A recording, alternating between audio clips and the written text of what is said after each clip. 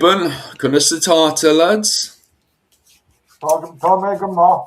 Yeah, oh, you're a fan. No, Tommy, come on. Tommy, come on. I'm the one getting up at fucking, was it 5 a.m. in the morning now? Tommy, come on. Tisha, come on.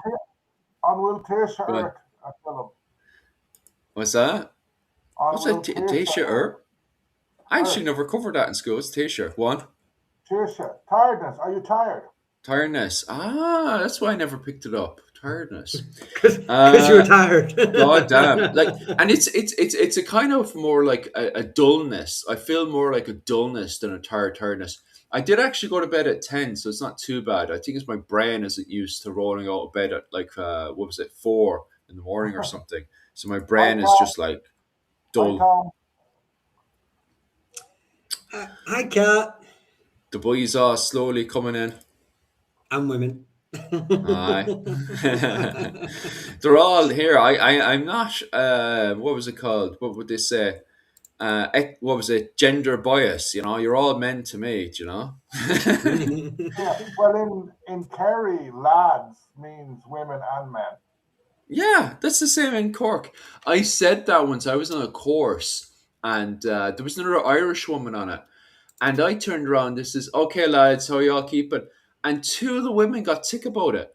And I couldn't understand. I was like, why are you getting tick about that? Like, and it was a woman is explaining, kids these days, they say lads and they mean men and women. And I'm like, God, Jesus Christ.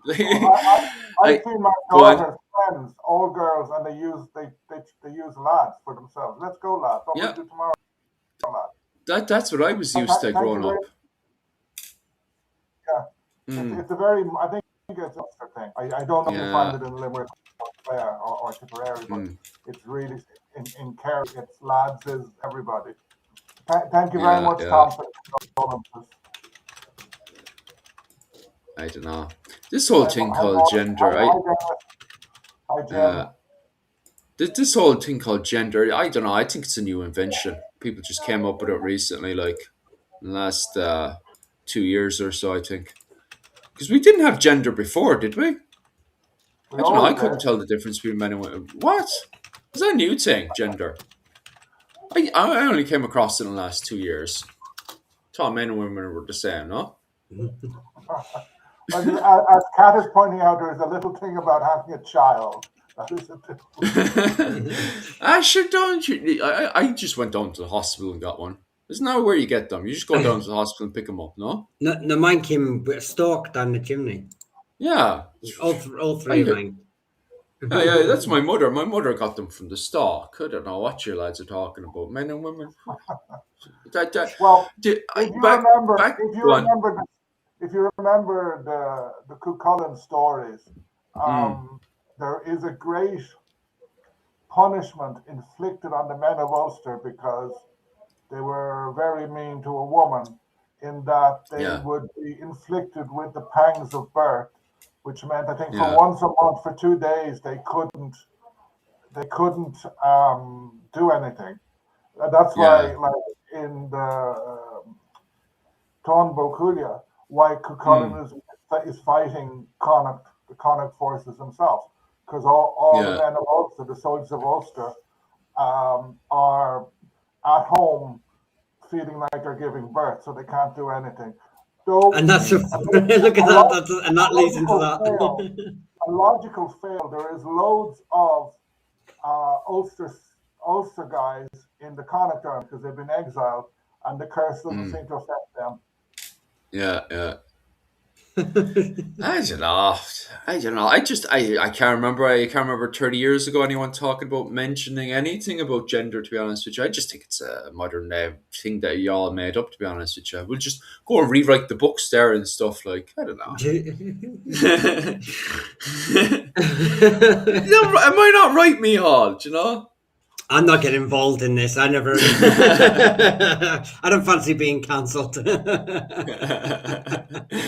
What was it called? The Tón Bócúlia. I think that's a really, really, really important book. All jokes aside, it's definitely the Bible when it comes down to getting into Irish literature. And I say that because, what was it, 3 weeks ago, there were people online, and I was meant to make a short about this, and I never did. Maybe I'll do some time this week or so. And people talking about blood feuds in Ireland. And the problem I have about that is that people then start coming up with their own Celtic blood feuds of, clans fighting for 3,000 years non-stop and getting into blood feuds that their families can't even remember and stuff. And I'm like, this is complete and utter garbage. There's a massive lacking of understanding of why so many to it would get involved, and king groups would get involved with cattle raiding and the importance of cattle raiding within society. And I think when I've read a few historians, like the historian now has popped out of my head, but they always highlight that while blood feuds were cattle raiding was happening in 12th century Ireland, at the same time Henry II is involved with multiple civil wars. And the death rate in those civil wars are way more worse than the cattle raiding that's happening in Ireland. That ultimately cattle raiding in the 12th century Ireland brings down violence so much in Ireland. And that's why it's more important for people to get into cattle raiding warfare rather than having the tick for tat private wars that are happening in France and England in the 12th century.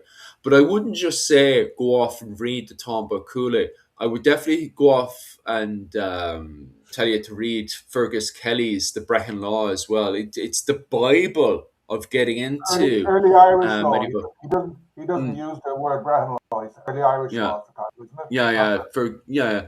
Fergus Kelly's Early Irish Law. I don't have the book next to me. Normally I do. I have the book to pop out with just there. It's somewhere, some pile somewhere. But Fergus Kelly's Early Irish Law and the Tomba Cooley. And actually, do you know? I think you should read The Early Fin Cycle as well by Kevin Murray. I think that's an absolutely fantastic book as well to give you the foundation understanding of it. Go on. I think also it's very useful to go to the Celt or Celt site on UCC. They have almost every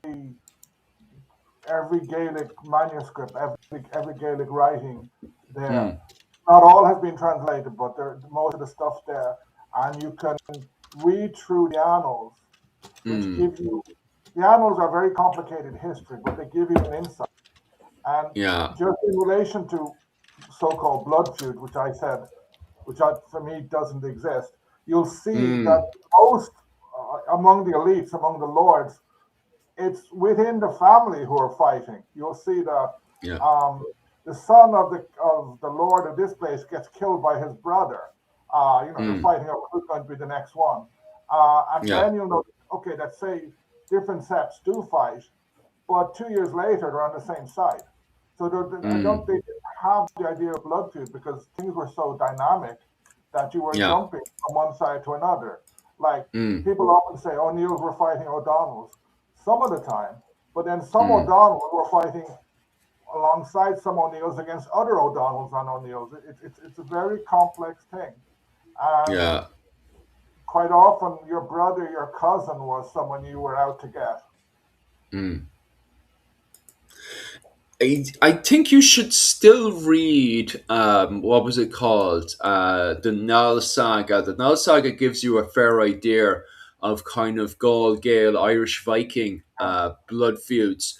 But the problem is with the Null Saga, which is in the Icelandic saga, is it gives you a good idea of kind of blood feuds that would occur only during that blur of the what was it called, the 10th 11th century. Like it's a book of its own period, of the Viking Age blood feuds. I wouldn't bring it into the 11th and 12th century and stuff. And even on top of that, these are blood feuds outside of early Irish law for sure, because of the fact that in Ireland, if you've got two groups of men fighting each other, two king groups at least fighting each other.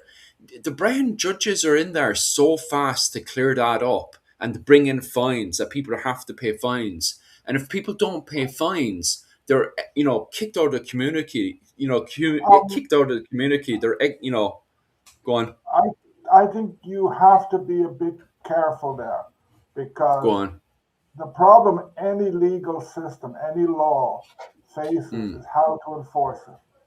yeah. Now, um, what most people, when talking about Brehon law, most people, Old Irish law, most people have a very idealistic view Okay. of it.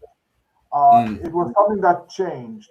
And then if I am from Kennelowen, if I mm, am from the owner, and yeah. I burn a monastery and kill a few monks, nothing's going Mm, to happen to me. Sort of, yeah.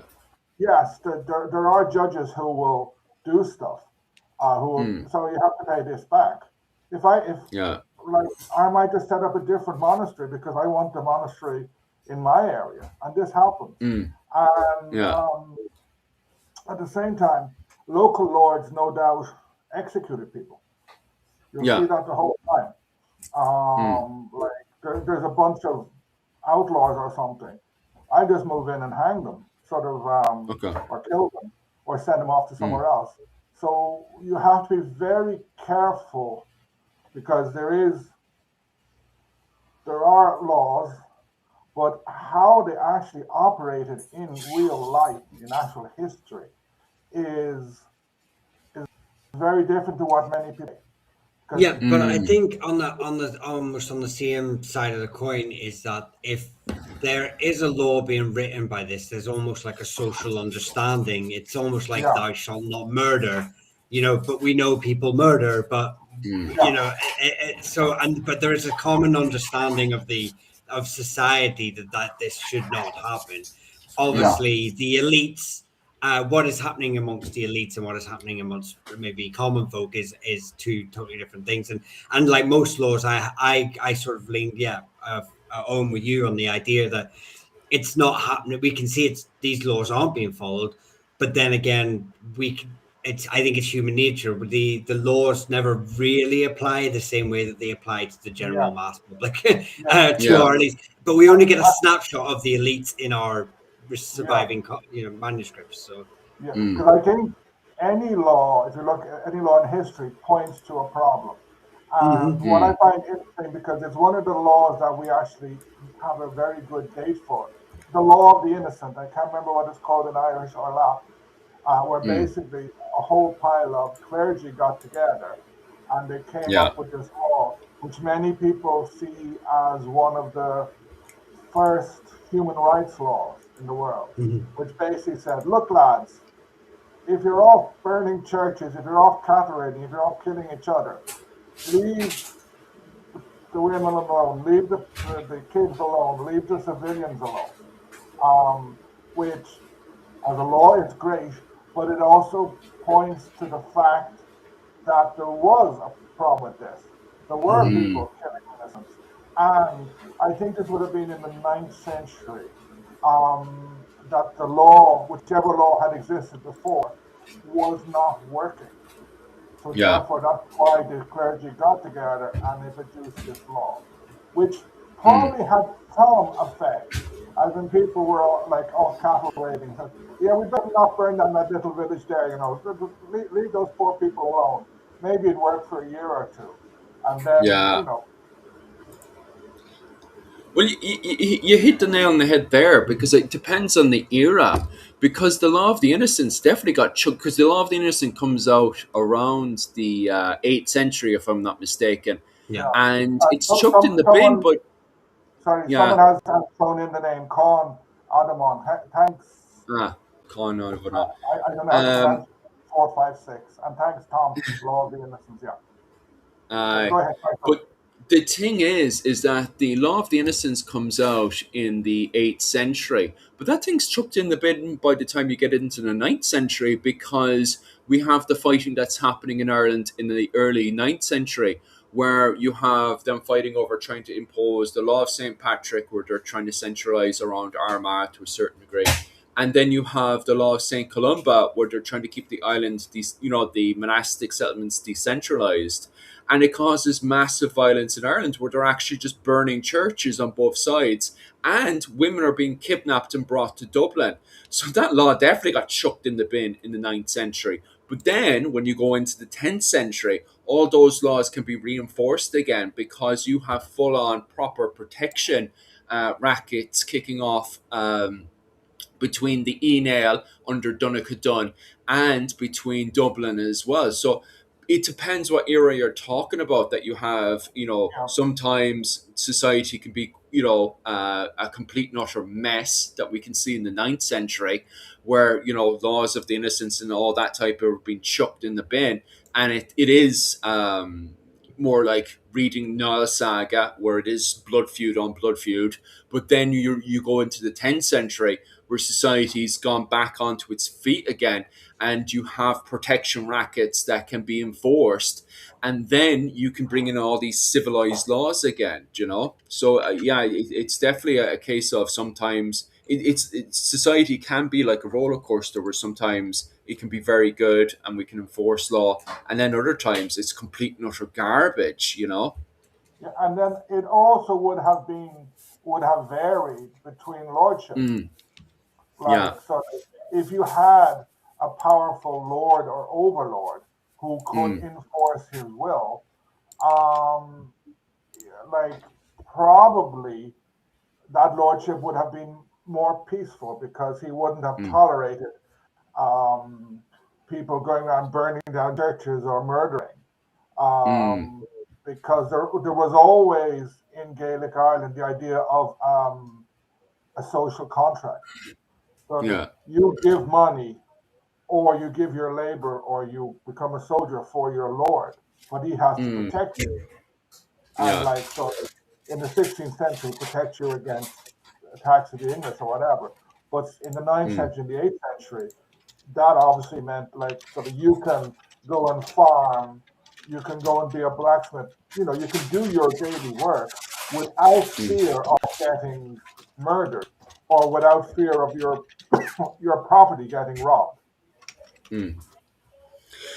Just a quick question there for you, Owen O'Neill. What's your field of expertise? What did you get your doctorate in? Just Jim O'Neill, just quickly acquiring on that one. He's also asking about the background. My doctorate it's basically on the 9 Years' War and the formation of the Irish state. And then Jim is also asking about the background in the picture.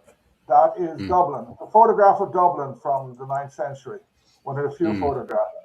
It's actually a model of Viking Dublin in the National Museum of Ireland. I took a photograph.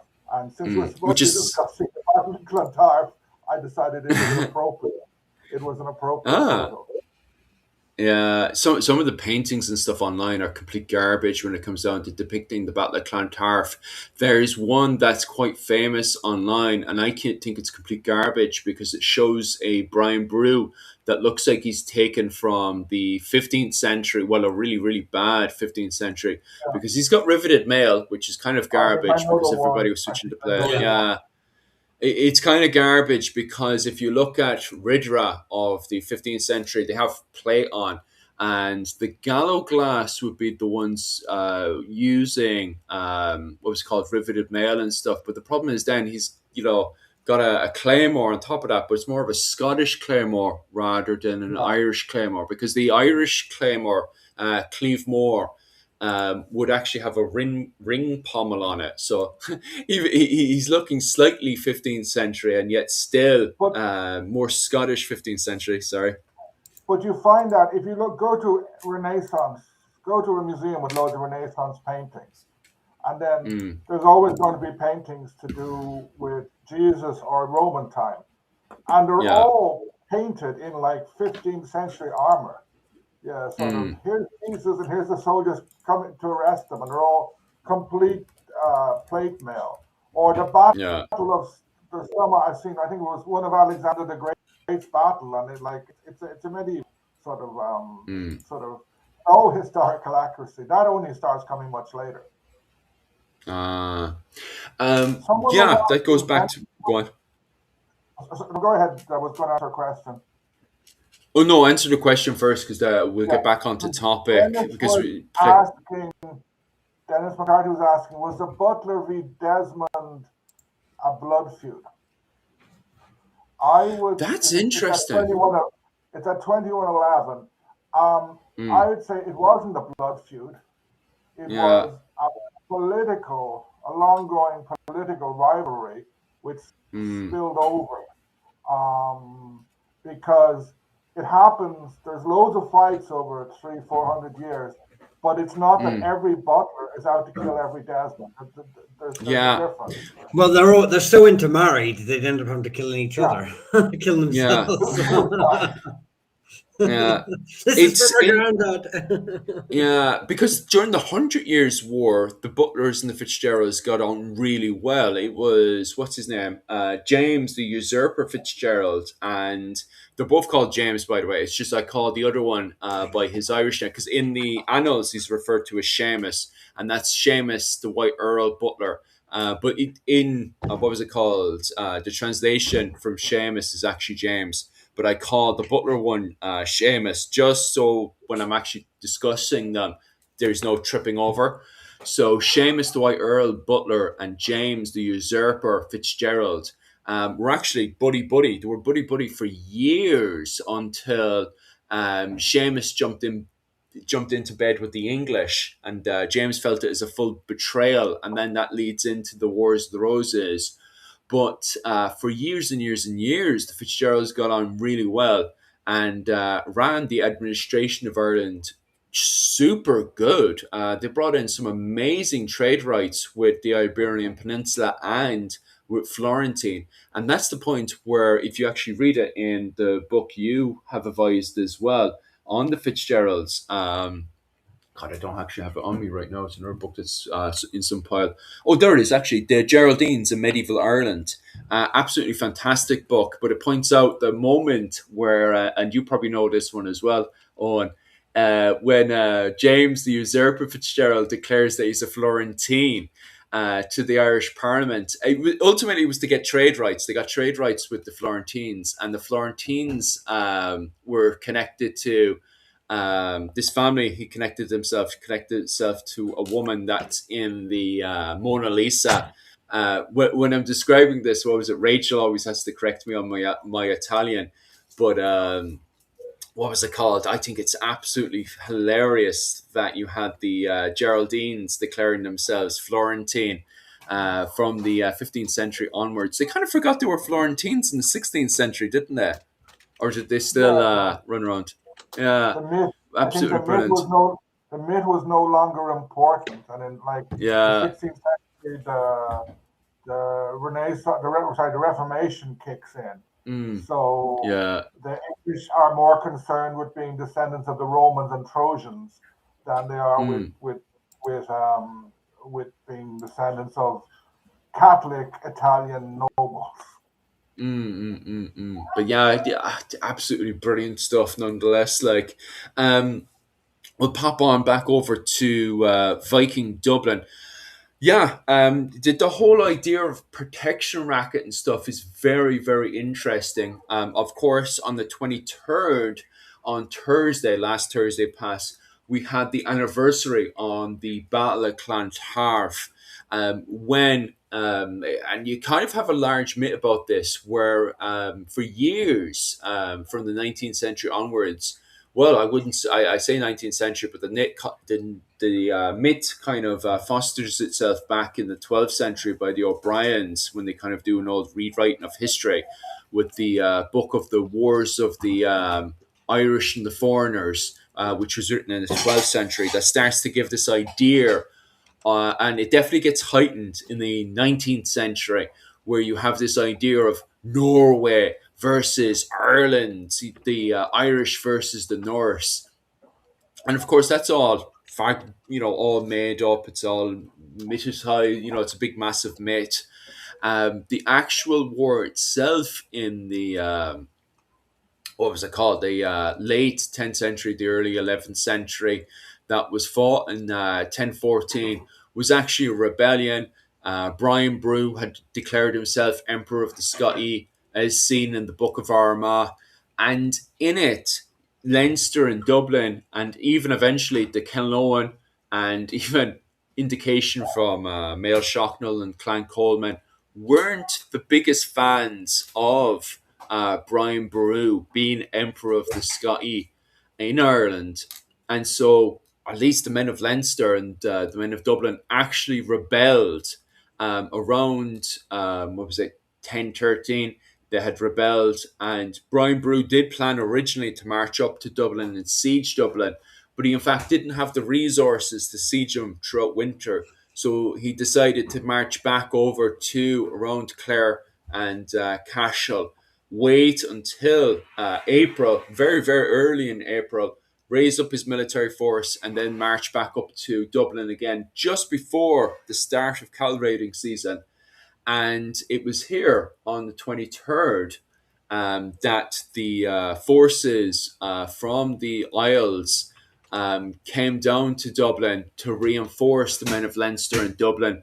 And it's from there that we had the Battle of Clontarf.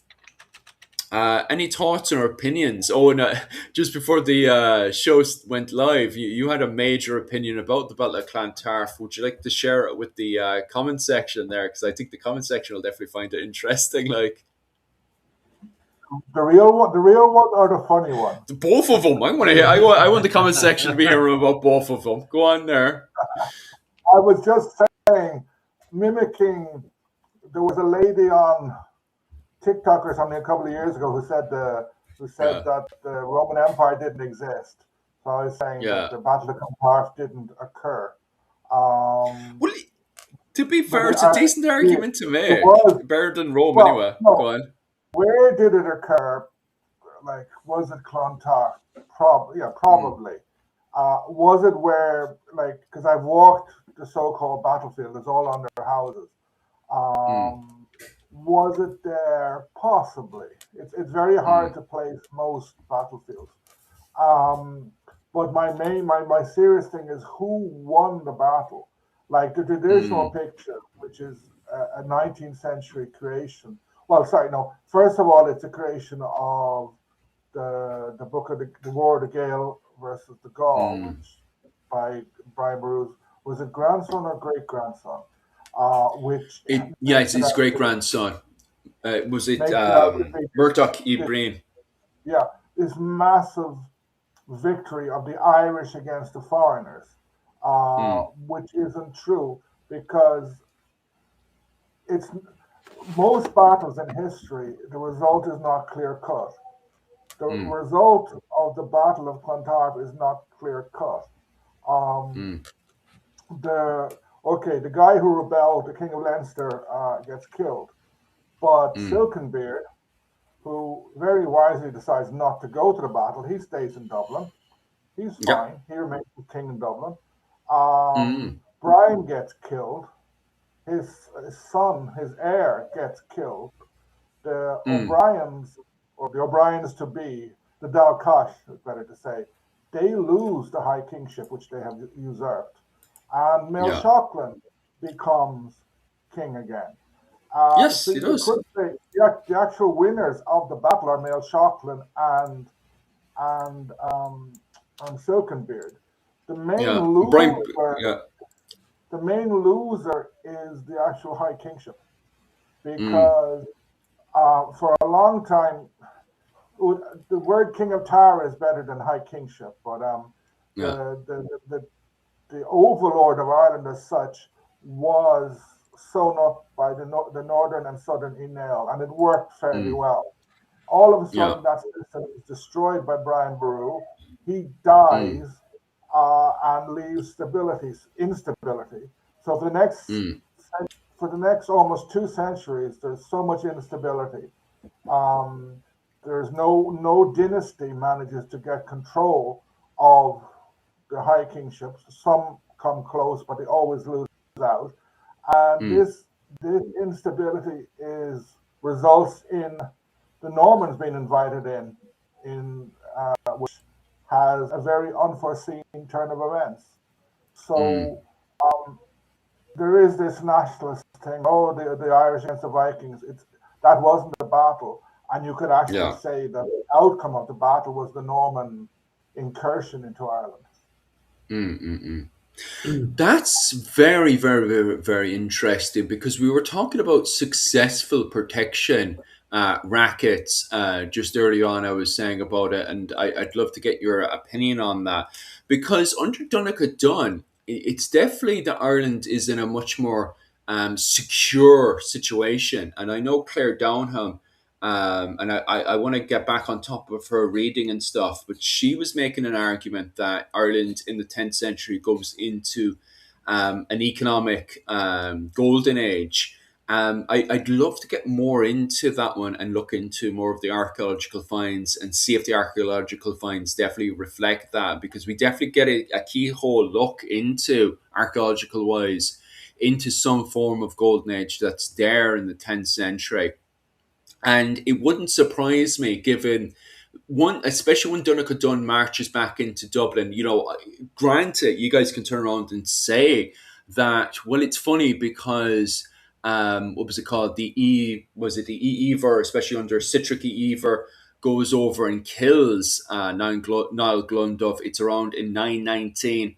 Dublin successfully rebels actually 100 years before the Battle of Clontarf in 919 under Ragnar E. Emer and Citric E. Emer. And Niall Glundov marches down to Dublin where they have the Battle of Isle Bridge. And in the Battle of Isle Bridge, Citric E. Emer successfully kills not just the Over King of Ireland at the time, Niall Glundov, a member of the Kennel Owen, but he also successfully kills dozens of kings in Ireland at the time, the Ree of Ireland. And so it ends up leaving the path for Donegal Dunn. But once Donegal Dunn gets back on his feet again by going around and collecting the cattle tribute of Ireland, he very quickly marches into Dublin and violently smashes Dublin at the time, ran by Olaf, what was that, Umlev the third, goes in, smashes Dublin, takes cattle tribute from Dublin. But from my opinion, it's at that point onwards that a successful protection racket is ran by both the Ever and then the Ever under the Enel have this massive protection racket on that brings massive stability, in my opinion, into Ireland. And then from that point up to Brian Boru, the Enel seem to be running a very, very good protection racket until Brian Boru takes over and then just smashes around them. Like a lot of people see Donegal Dunn as an evil force in Ireland, but as evilly as he was, and don't get me wrong, he was a wee bit of a sadist, especially to poor Brian Boru's sister, who he actually had hung for saying that she wasn't loyal in the marriage. But Donegal Dunn still, in my opinion, brought stability to the island. And then you suddenly have this, you talk about Leinster and Dublin rebelling. But in fact, Brian Boru himself was a rebel to literally the roof of Ireland because the Enel dynasty had been, the ruling class in Ireland all the way back to the 5th century. And Brian Boru had broken that lineage. I remember Minute University was highlighting that on the podcast, Medieval Irish podcast, where they highlight the fact that the Dal Cash, led by Brian Boru, had smashed the Enel dynasty, and with that they had broken the protection racket that they were running for generations. So did Brian Boru bring in stability, ill stability into Ireland? And you definitely do get in that indication.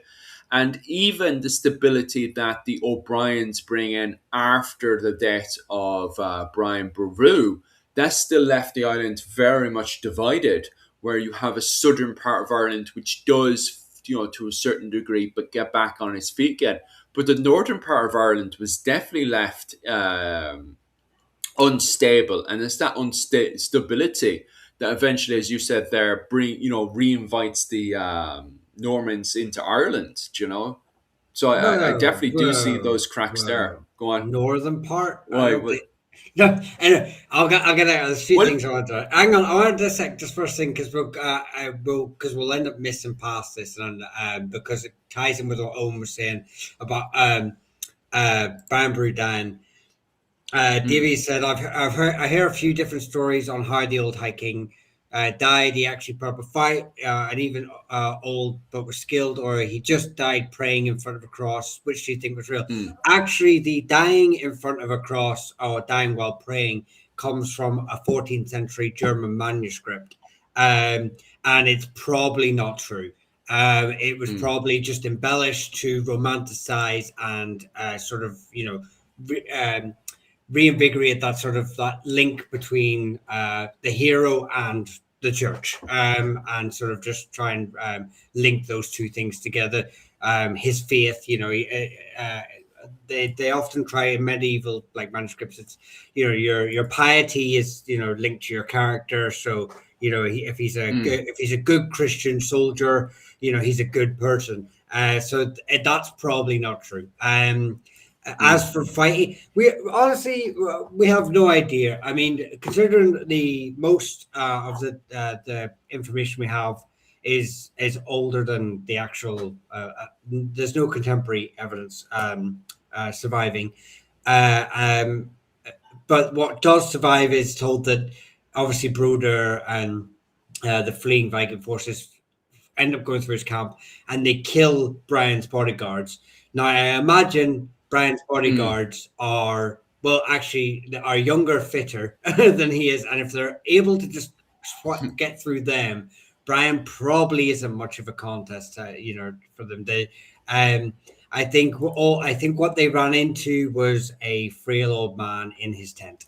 Um, uh, Whether he picked up his letter knife to go for them, I don't know, but I think in all reality, what we know is they stormed through a camp, killed young fit soldiers, heavily armed vanguard soldiers, and happened across an old man in his tent. So it doesn't leave much to the imagination, in my opinion. But and an old man, and not only an old man in our times, and he'd be an old man even in our days. Like so, imagine back then, and a man who's just campaigned, just had to do a very weary travel.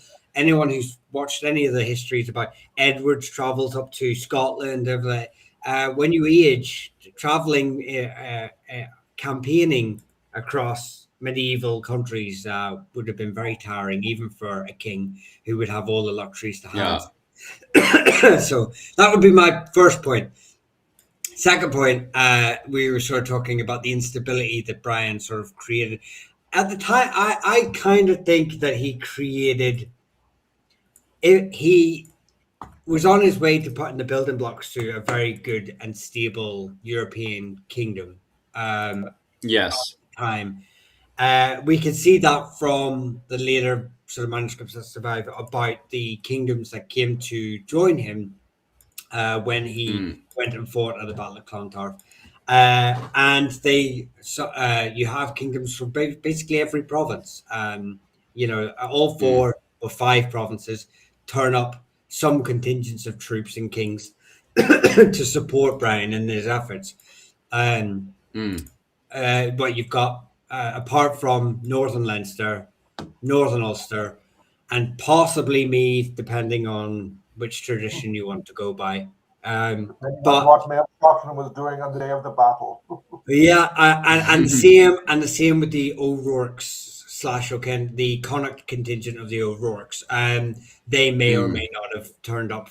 They turned up. They probably turned up, but whether they actually participated again, or left the night before, again, it comes down to later. We've got later political, messaging coming back, and it's just who you believe is really all we can really put to that. But I think he was very good for Ireland at the time, but I feel what he created was maybe a bit ahead of its time for Ireland, and the rest of the island wasn't quite ready for it. Just in relation to that, I did a video a couple of years ago about the Battle of Island Bridge when Neil Grundle was killed. And in the Yeah. research for that, I read an interesting article. Is Bart Jasky, The Vikings and the Kingship of Tara. And he argues Yeah. that you have a succession of kings. Niall Glundum Mm. is one, Clancylla is another. I think Donegal Dunn is there as well. Yeah. And you have these guys, and they are all making the High Kingship, the Kingship of Tara, more powerful. But Yes. ultimately, they fail in Okay. Niall Glundum's uh, for Niall Glundum, he fails. He actually gets killed in a Yes. battle. It's probably one of the most important in Irish history, and we know damn Mm. well. So if he'd won that battle, he could well have been the Brian Boru of his day. 100%. Yeah. But it's the one who, but the Vikings interrupt and kill him. They also kill, Mm. is it his son or his grandson, Hartig of the Leather Cloaks, who again is a Yeah. very, like, he's becoming a very powerful lord. He's even, according to the annals, he gets on a boat and raid or goes with ships and attacks, is it Iceland or somewhere like that? Mm. But he gets killed.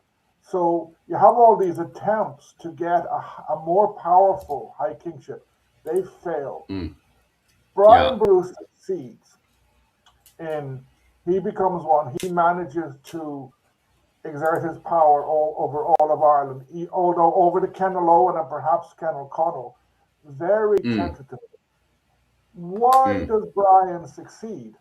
Um, he succeeds because he has a large amount of Norse in his army, Yeah. um, and who are able to use the River Shannon as a Mm. military tool. Uh, Mm. Several years ago, there was a very interesting podcast. I think they call it Head School Oh, yes. by Mm. History Ireland, and Mm. they one of the academics in that makes an argument which I've seen written down, saying that Brian Boru wins the High Kingship because the Northern Nail defeat the Norse. So Mm. there's a series of battles in the 8th, 9th century where the Norse are effectively driven out of most of Ulster. So you Mm. don't have cities, you don't have a Waterford, you don't have a Limerick, you don't have a Dublin uh, emerging there. Whereas Mm. Brian Boru has Limerick, and perhaps his best victory is his conquest, his winning over of the Limerick Vikings. So their Mm. men and their ships give him this tool which the others aren't able to fight back against. And then just Mm. another point, um, the real winner of the Battle of Clontarf was the city of Dublin. It Mm. was an important city before.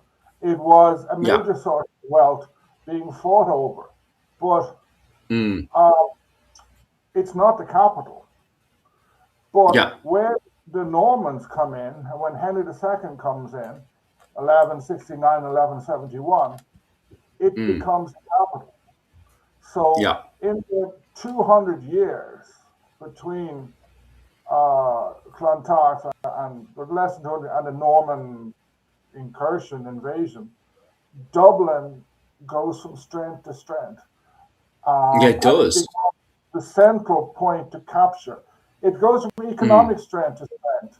Uh, Politically, it varies. It goes all over the place, as it always Well, Yeah, that's did. it what I was does. going to say to you. And that Dublin was the real winner. I was like, I mean, they kind of get used as like, oh, that we need to take that for our cash cow now. Every king Yep. sort of Yeah, eyes that up like yeah, that's but sort of. So the citizens of Dublin don't do too well for the yeah, next 200 but years. Well, Dublin it depends become who you are. Yeah. Yeah. Dublin become like Tara. The High King Mm. was Tara, Yeah. but suddenly Dublin 100%. becomes the place to capture.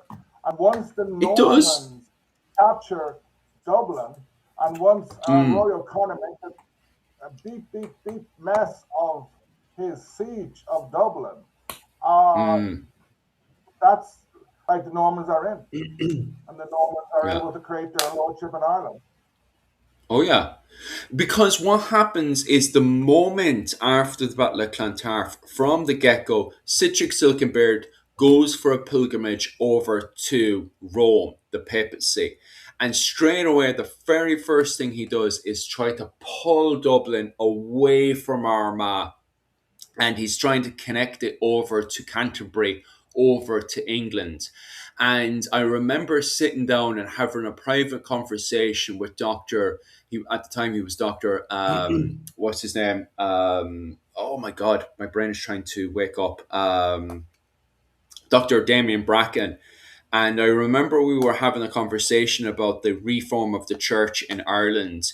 And Citric Silkenbeard was well ahead of the times. And I remember myself and Rachel from the Creative Contessa have very deep conversations about this. And we talk about the development of insular Christianity in Ireland at the very start of the early medieval period, when you have the collapse of the administration of the Roman Empire. And basically what happens is that in many regions of Europe, they start to develop their own Christian ideas. But then you have Citric Silkenbeard in Dublin, who straight away from the get-go is trying to connect Christchurch in Dublin with the papacy and the papacy's ideas of how Christianity should be. And for Citric Silkenbeard, because he's politically motivated to be independent from Armagh, it's a case of yes, sir, no, sir, 3 bags full. Where the problem is with the likes of Armagh and various other spots in Ireland is it's like, oh yeah, those are great ideas, but I think we do it slightly better in Ireland. And this frustrates the papacy, from my interpretation. You guys might have your own interpretation about that, when it comes down to the reform of the church and everything that happens after Clontarf. But Dublin seems to be just on perfect page with what's happening with the papacy at the time, which allows them to start turning away from Armagh and be independent to themselves. Now, still going under the administration of what's it called, Canterbury in England, which causes massive political problems later on with the arrival of the Normans. But the fact that Dublin is starting to reform and start to develop, and even under Citric Silkenbeard starts to bring in coinage, which, a lot of people would turn around and say, oh, that goes back to the Roman Empire and stuff. And yeah, sure it does, but it's very well forward when you look at the rest of the Scandinavian world, which looks very much to silver and still putting in, you have your weighing scales, you put silver on it, you're starting to weigh things up. Dublin at the time bringing in coinage is very much ahead of the game. So not only is Citric thinking ahead of the rest of Europe when keeping in line with what was it called, the Roman Christian Church, and their reform and stuff, but they're also bringing in coinage which is ahead of the rest of the Scandinavian world. Granted, Europe at the time, under anyone who's under the old Charlemagne administration, already has coins, and so does England. But when it comes down to the rest of the Scandinavian world, Citric is constantly ticking ahead. And it's those movements that put the foundation to Dublin going ahead of the rest of Ireland. Now, granted, you have people who are clicking onto this, such as Murtagh Ibrain. Thank God for himself.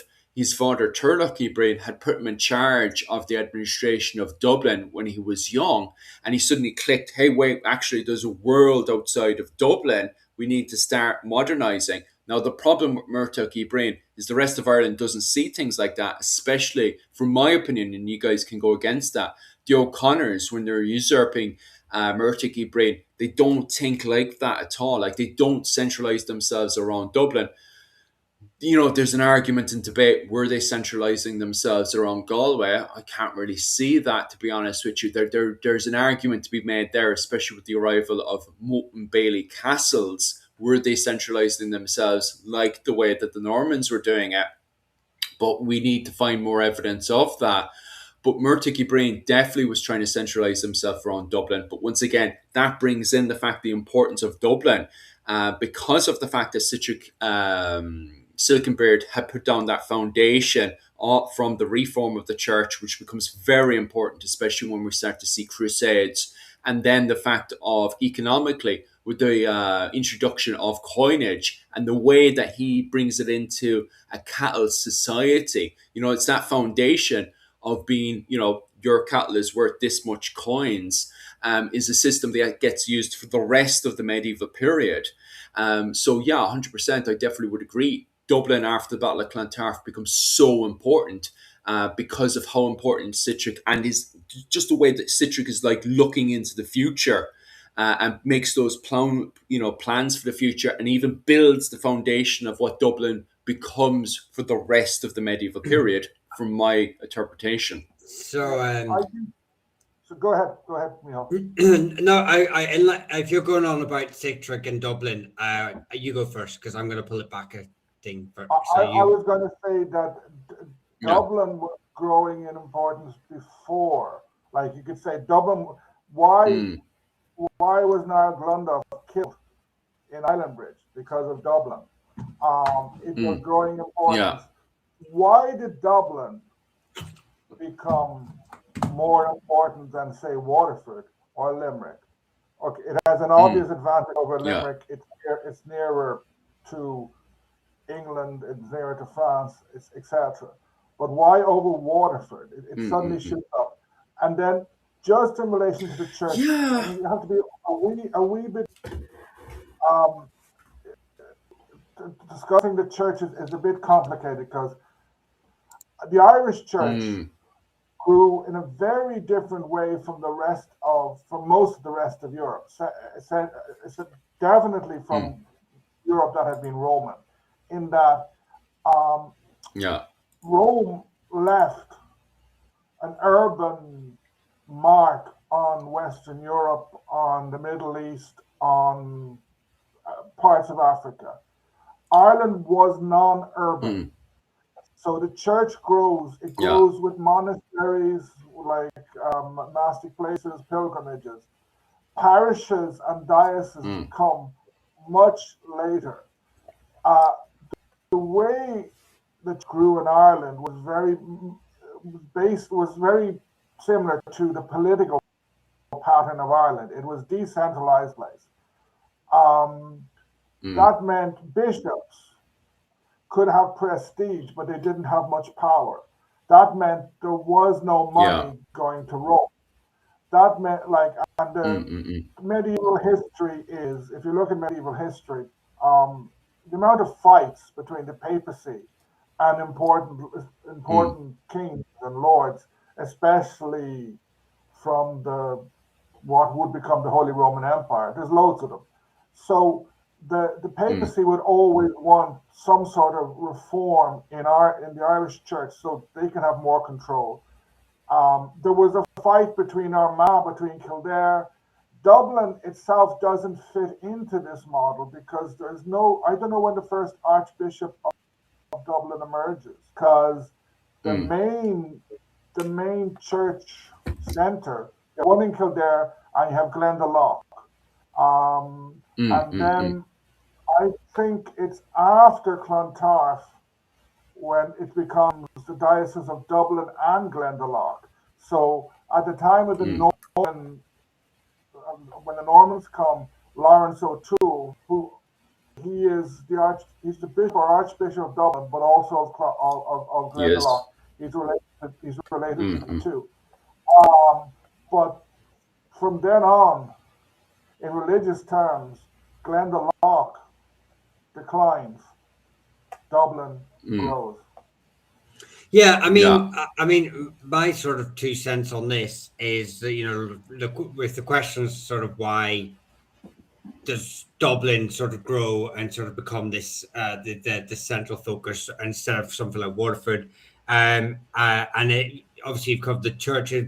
When you look at the kingship of Dublin, like Waterford kind of actually lacks a king for the better part of the 10th century, because the Eamor, who are connected, Dublin's connection to York, it has that intrinsic link to York. Yeah. I think in Northern England, so there's like this. There's almost like this like cross sea empire it's focused between Yes. these 2 points. So and Waterford is not really as involved in it. It's more of a actually for a lot of its like early years, it's more of just a market town than what Dublin is. So I think that economic supremacy and, like you said already, touched on the urbanization, the lack of leadership, like a solid kingship, the way that Dublin had with the Emer. I think that's what leads up to it. I think it's a multitude of things leading in the same direction. And if one of those pillars are to fall, the whole thing falls. And I think Dublin just managed to very luckily, I suppose, like any city, empire, etc., just had all the right things at the right time. So that would be sort of my sort of.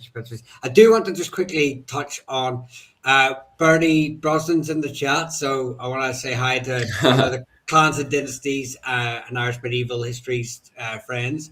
And I want to just quickly just throw back to an earlier part of the conversation about like Brian Boru and how things were leading up to his Clontarf and how he left Ireland after his death. This one's an interesting one. His son, for anyone that's not aware, his son Murchad MacBreen was killed in the battle of his natural heir and successor, killed in the Battle of Clontarf, charging at the Vikings with two flaming swords, and famous thing. But and although Bernie says some really really smart things in the chat, like Mihul's bringing sense to this Boru bashing. And this one I don't agree with, mainly because, no, I just want to say mainly because I kind of feel that actually a lot of what we know about him is pro Dalkash propaganda. I think it's like he's a common sort of like heroic archetype. He's sort of like the Achilles of the Dalkash. He's and he's so his story is sort of elevated. It's sort of fluffed out. And really, I think that he would have been no different to any of his brothers. Really, I think it's just maneuvered like that in later writings. I think let me get that question back up. For it to be a lot different, for the right outcome, the only way for a right outcome is if Brian had survived. It's the only way. I don't think, even if Merker had not died, and so I Go on now. disagree with you slightly. In that Brian was a one-off, very talented, makes brilliant use of what he has. He used the high kingship, he smashes the nail, but he's old. I think like he's 80. Yeah. He wouldn't have 70 or 73, is he not? Sorry. Yeah, okay. Right. Yeah. Yeah, he's old. Like, I don't know the exact details. He's an old man anyway, that's the main thing. Yeah. He's older than me. Problem faced was the problem that was inherent in Gaelic political structure until its destruction in 1603. Succession. So, from the sources, it looks like it was his successor. However, there's Brian and Merker getting killed is a political disaster because, like, Alfred the Great was like the third or fourth son, like, so he's a nobody, and all his brothers get killed. Yeah, Brian himself, a lot of his brothers get killed. So there is no clear line of succession. this is the problem because those two of the survivors fight with each other. On Brian's death, whether it had been Clontarf, whether it had been 10 years later, if he hadn't died, the succession would have been difficult because he had won everything on the battlefield and by imposing himself. He was making attempts to establish a dynasty, to establish a state, like, a household power. But this is, you can find it out for like Genghis Khan. When he dies, the Mongols kind of go, they turn in on themselves and they start fighting. Succession is difficult. And when you have someone who comes out of nowhere, achieves something, what they need to do is establish a clear rule of succession. And in Gaelic Ireland, this was very, very difficult. It had good things. It left the Gaelic society much more dynamic, but it also caused numerous feuds. We started off talking about brother fighting brother, cousin fighting cousin. So the Dalcash, instead of focusing on consolidating what Brian had achieved, they kind of turn each other, and Mill Shocklin says, "Okay, I'm High King again." Yeah. Yeah, but that's the point I was trying to raise, that if Mercer had been the only survivor and Brian had died and Mercer had survived, we still would have probably had the same succession crisis that we already did have. He had other brothers, he had uncles, he had kinsmen and factions within his. The only unifying force at that time was Brian. And so him surviving is the only option for something, a new future, a different future that didn't involve what actually did happen in fighting between the Dalcash, the complete disintegration of the High Kingship within the Dalcash, and Emil something together. While Brian lives, he's the anchor or the glue that holds us all together. So, and maybe I'm being a bit romantic in saying that because you said it didn't matter if he lived another 10 years, that I'm saying, well, if he'd lived another year or two, giving him time to consolidate better behind Mercad, maybe it would have been different. I get that. That's probably just the romantic in me, that maybe, and giving Brian a bit more credit than he's maybe due, and the Irish Kings and other rival factions, not thinking that they actually are the bastards they actually are. But I think that I just stand by that the only way for it, like if Brian is the only one that links them together, so therefore the minute he's gone, it doesn't matter who's still alive. It doesn't matter, because it immediately fragments. But you could I don't think. Sorry, there. Go on. Say that both Brian and Erica survived. What would have happened? Like, Brian would have had to rule, but dealing with sub-kingdoms that wanted to rebel or wanted to get loose of his overlordship all the time. Whether the Kennel Owen, whether the McCartys, not sure if they were McCartys with the Leona, whether Leinster, whether Dublin, he would have faced the difficulty of imposing a centralized law, a centralized kingdom on what was a politically decentralized and very dynamic and fragmented political system. In my interpretation, I don't think if Brian Boru's main heir hadn't of been killed in the Battle of Clontarf, I don't think the southern part of Ireland would have collapsed the way it did after the Battle of Clontarf. Because, and I say this, because Donegal Mac Breen, when he takes over, he's very quick to take over and re-centralize the southern part of Ireland again.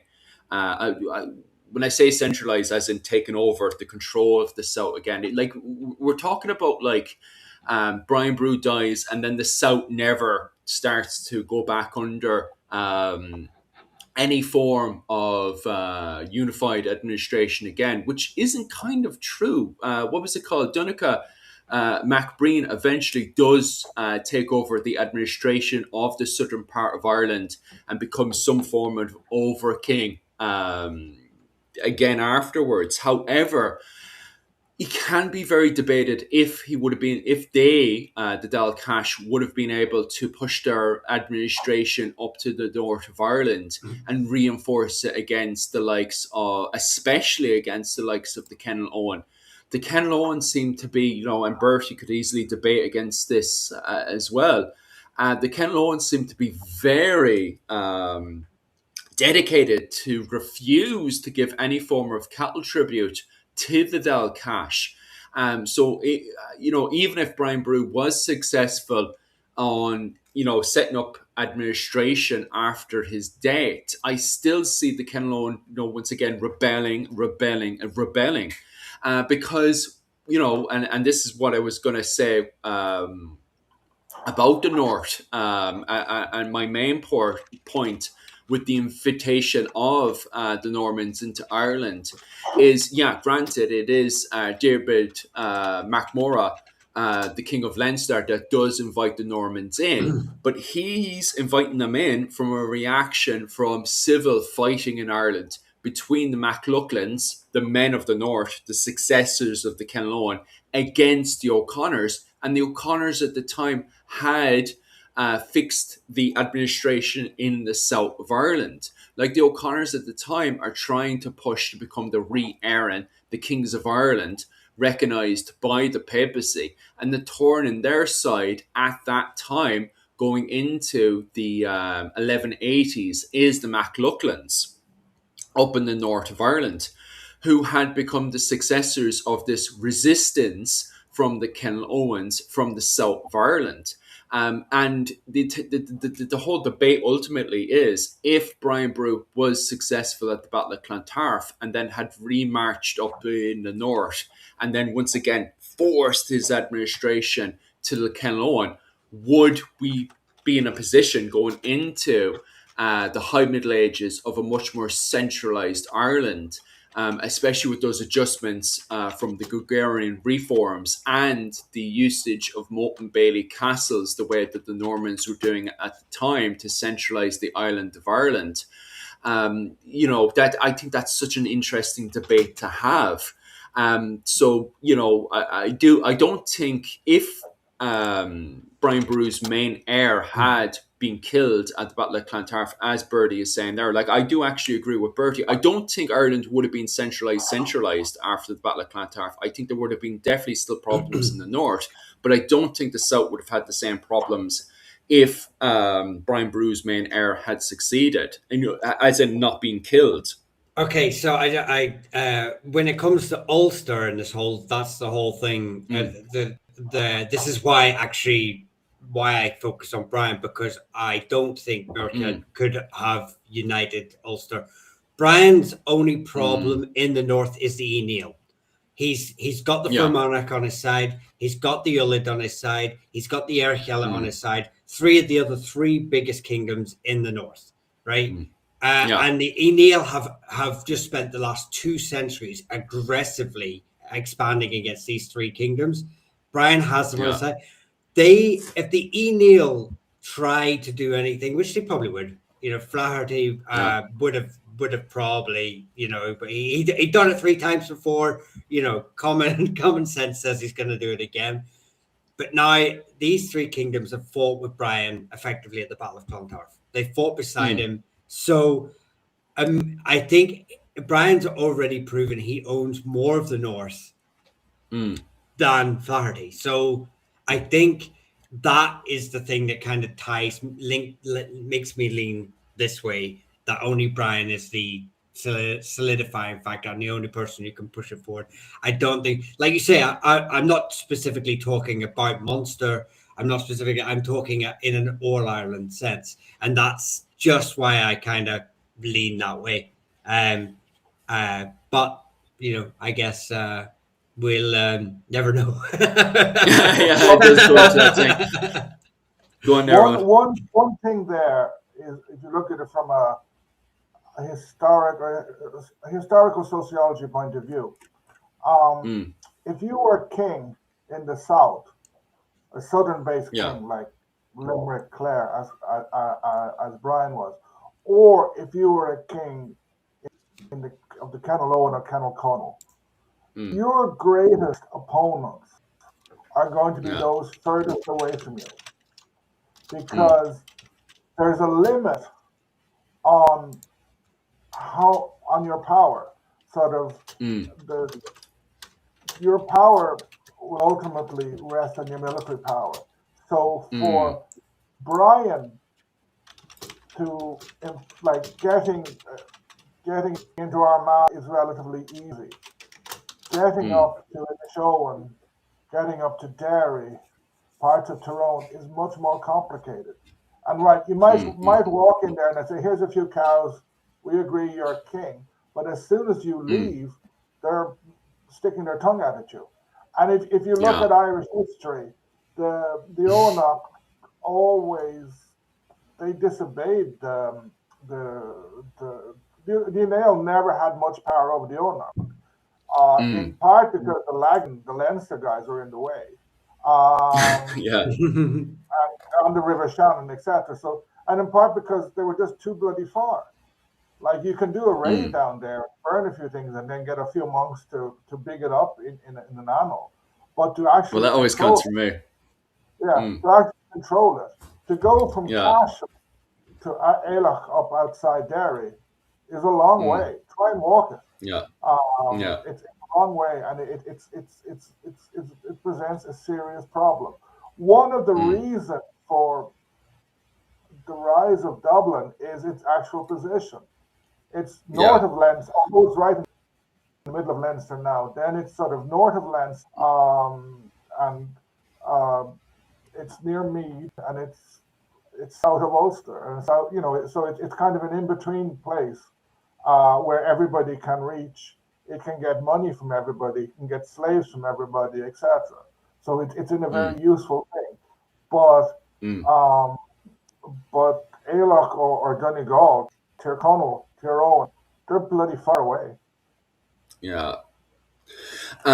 Just popping back into the comment section, lads. Some of you the questions are popping up are absolutely brilliant, and I do apologize if we're just slipping past it.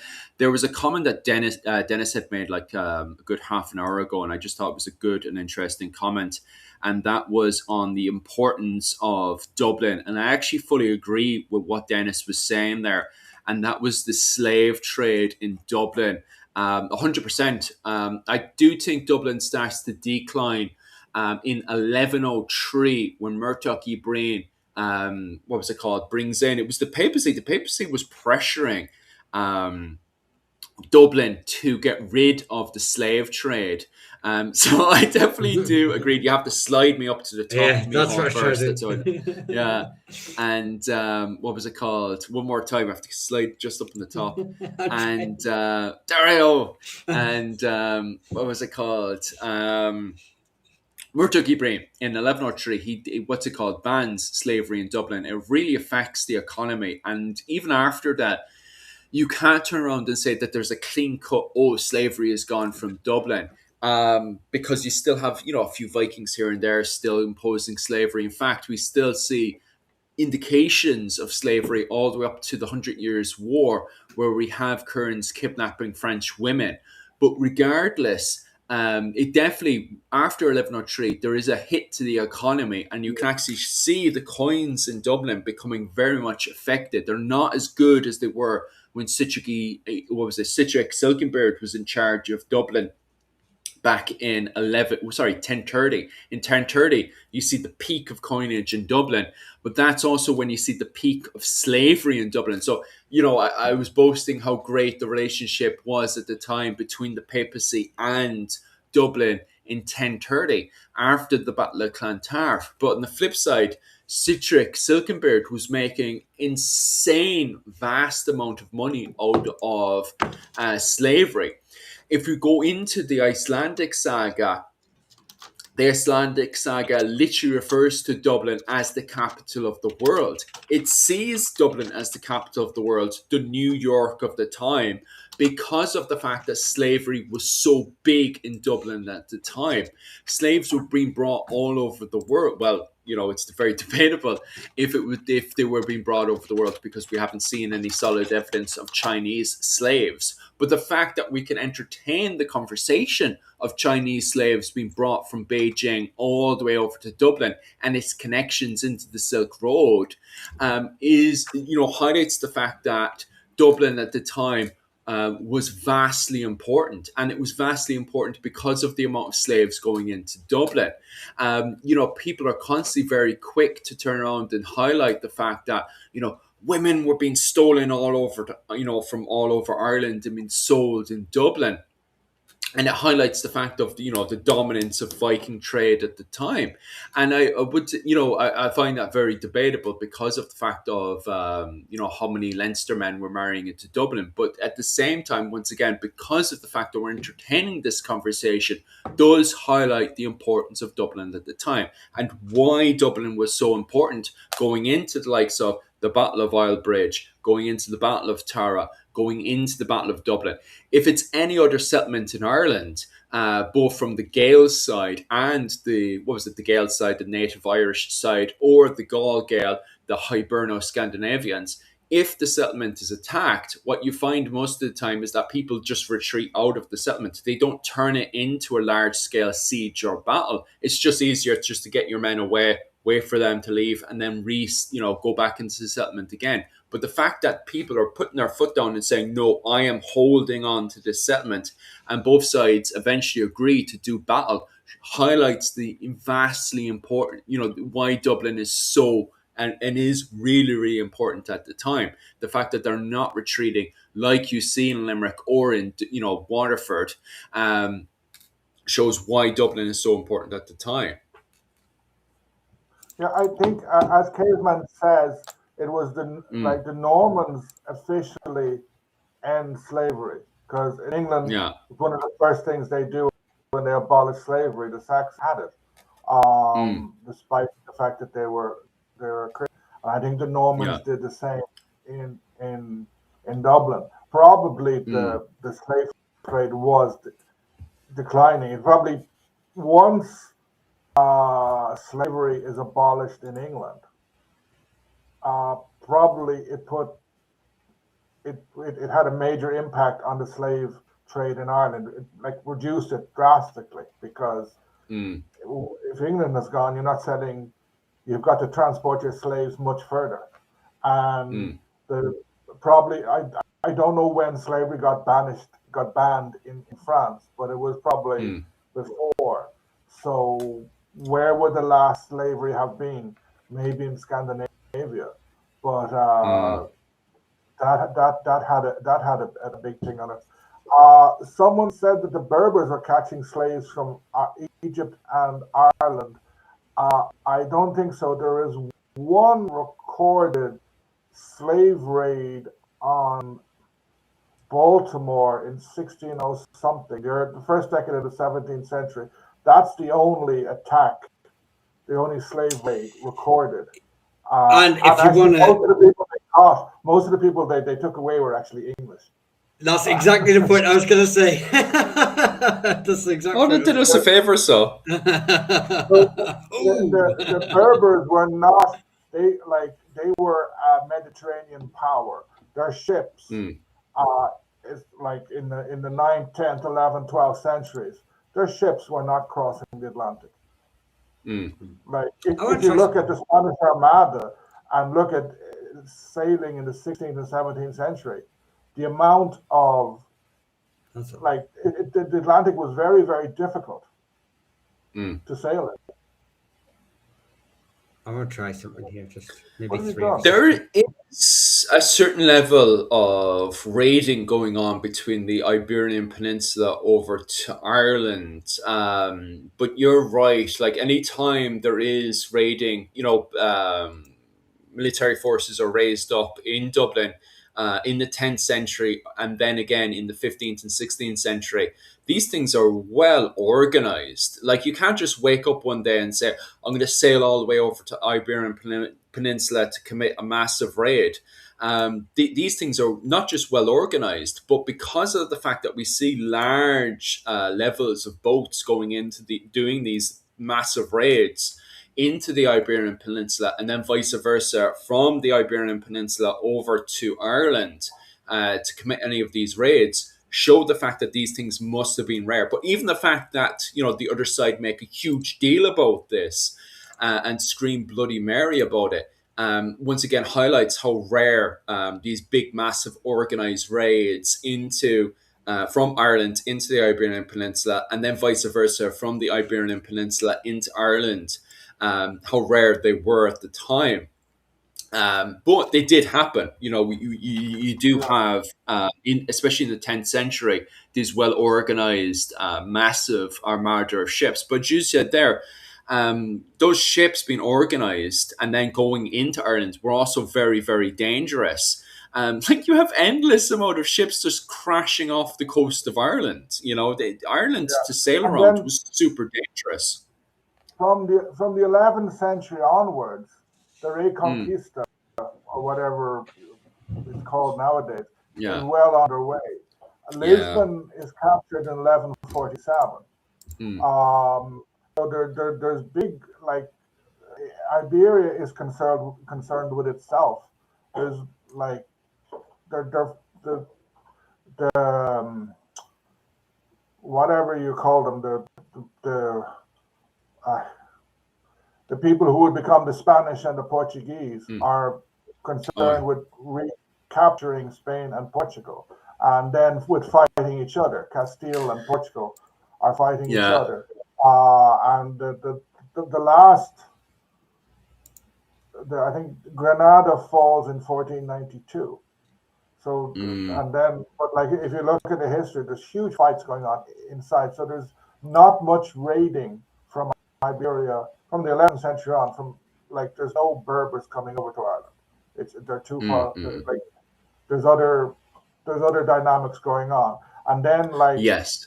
you start having the galley fleets, like Mm, the fighting that's going on at both ends of the Mediterranean. mm. Crusaders, Normans, Byzantines, Arabs, Mamelukes. They're all like, they're not coming over here. We're irrelevant to them. Well, we get involved with fighting between Britain and Ireland. Once the Norman invasion of Ireland happens, the O'Neills do reform their own boats, but they're then committing piracy against the Normans and the English. The O'Neills are, and then Yeah, after we're the not what was coming it, over Brian here. O'Neill's We're revolt, irrelevant to them. we go into the We get Scottish War involved of with fighting Independence. between Britain and Ireland. What's going on there? Sorry, I was seeing what the new screen looks like. I want just quickly. I want everyone to see what everyone's saying in chat, so they can all talk to each other without being in different chats. Oh yeah, And so it keeps the conversation moving. But I wanted to see what it looked like on my phone. I didn't realize my sound was still on, so ignore that. yeah. Oh It's yeah. gone No, no, now. that's grand. But what was it called? Then you go into the Scottish War of Independence and the Hundred Years' War. So you not only see piracy happening within the O'Neills committing piracy, but then you have the likes of Brittany in France committing massive level of piracy and stuff, but they're committing piracy against the English. So during the Viking Age, we do see well organized piracy happening between Ireland and the Iberian Peninsula, and once again, very, very rare. But then once you go into the High Middle Ages and you see the Norman invasion of Ireland, then you see piracy happening within Britain and Ireland, and then it slowly seeps into the Hundred Years' War, where you see piracy happening between Britain, Ireland, and France. And so it becomes more local, and it's not that local level of piracy isn't just happening in Iberian Peninsula and Britain, Ireland, and France, but you also see the same thing happening within the Scandinavian countries themselves, where you see them committing more internal piracy rather than large scale external piracy. Like the Viking Age, like I wouldn't say piracy is over, but the Viking Age, there's a reason why they say it's over after the Battle of Hastings. Um, you just don't see the massive scale of well organized piracy being committing after that. From my opinion, not I can't think of any well organized level of piracy being committed after the Viking Age, unless you guys can think of any. I can think of one, but it's quite a bit Oh yeah. after. Mm-mm-mm. In the 1640s, there were But that goes back Irish. into the piracy again, though. Back into Yeah, the age of piracy after the medieval period. yeah. There were a lot of supporters of the Confederation of Kenny based in Dunkirk, which was a Spanish city at the time. Yeah. And they were quite effective. They didn't use the word piracy. What's that word? When you have a letter from some lord or some king that allows you to be Irish, and there's a posh word for it to remember. But they were quite effective out of there. And the 16th century, the English were the big pirates. That's why they get drawn into the war with Spain, because they're off attacking the Spanish fleets and plundering, willy-nilly, because they developed an effective warship in the Atlantic. Yeah. Whereas Spain only becomes an Atlantic power after 1580, when it gets Portugal, when Philip II becomes king of because like the ports in the north of Spain, in Galicia, are so ports, whereas Lisbon is an amazing port, especially if you want to organize a fleet going to Ireland or organize an armada to attack England. Yeah. I was thinking more of the High Middle Ages and the late medieval period. Yeah. I can't think of any well organized pirate raids being committed, because at least when you go into the 17th century, that's going back into the pirate age again. So I would definitely agree that going back into the pirate age again, we then see well organized pirate raids being committed in a massive large scale. In fact, even bigger than what we saw in the Viking Age. Like you see people in England pushing over to the Caribbean to pull off large scale piracy in those regions against the Spanish. So I definitely would agree that going back into the 17th century and the William Knight and Jacobite Wars, you see insanely well organized piracy being committed from that point onwards, like crazy level, organization being done there. But I just can't think of those kind of like piracy. Don't get me wrong, piracy is being committed, and you see the likes of Brittany in France committing well organized pirate raids, but it's more internal around France, Britain, and Ireland, rather than the big massive scale that you saw in the 10th century, and then again going into the age of piracy in the 17th century. I just can't think of any large scale piracy being committed of that scale in the High Middle Ages around, 1014 up to around the 1300s. And then again from the 1300s up to 1450. I just can't think of anything. And even going into the Renaissance, go on. Would you even want to, if you the 1030s, the 13th, 14th century, the Irish Sea along the coast is mayhem between England and Scotland fighting over the Isle of Man, the MacDonalds. You know what? You would probably be, if you were a pirate going raiding somewhere, you would probably get there and just have everything but the kitchen sink thrown at you by everyone else Yeah. along the way. It's carnage. Actually, all that mayhem And probably like made the most peaceful time along that channel. there was in that period in the Mediterranean, there was a huge amount of piracy, whether by Christians, whether Muslims. Mm. There's constant raiding. And I know in the siege of, is it not Crete? In the siege of Mm. Malta, I think Yeah. one of the Ottoman commanders was a famous pirate, a pirate who Yeah. had hundreds and hundreds of ships. Anyway, Mm. to jump away from piracy, Caveman at 2209 asks an interesting question. Do you think the Irish Mm. use of cavalry played a factor in their victory at Clontarf, whereas Dublin might have relied on pure infantry stance, while Brian could have used mobility to outflank his enemies? Um, No, I don't think cavalry played a role because it turned into a horrible. This is my opinion now. It turned into a horrible grind that lasted from the morning all the way up to the evening. There didn't seem to be any, like with a lot of these skirmishes and battles, there's a point of penetration. Even during the Viking Age, there are different ways to try to either flank around the formation or to use a bore snout or various other ways to penetrate the actual line itself. There are attempts throughout the day to try to penetrate the formation of the line. However, the line does not break. If we look at some of the sources, such as the the War of the Gael and the Foreigners, and also other, what was it called, like the Annals of Ulster, we don't see penetration of the line happening until the evening. And what happens is that the men of the Isles notice that and Bertie will bring this up as well, because Bertie actually he believes he actually has the time from Dr. Sean Duffy from Trinity University. Professor Sean Duffy from Trinity University. Bertie sat down and had a very deep conversation with him.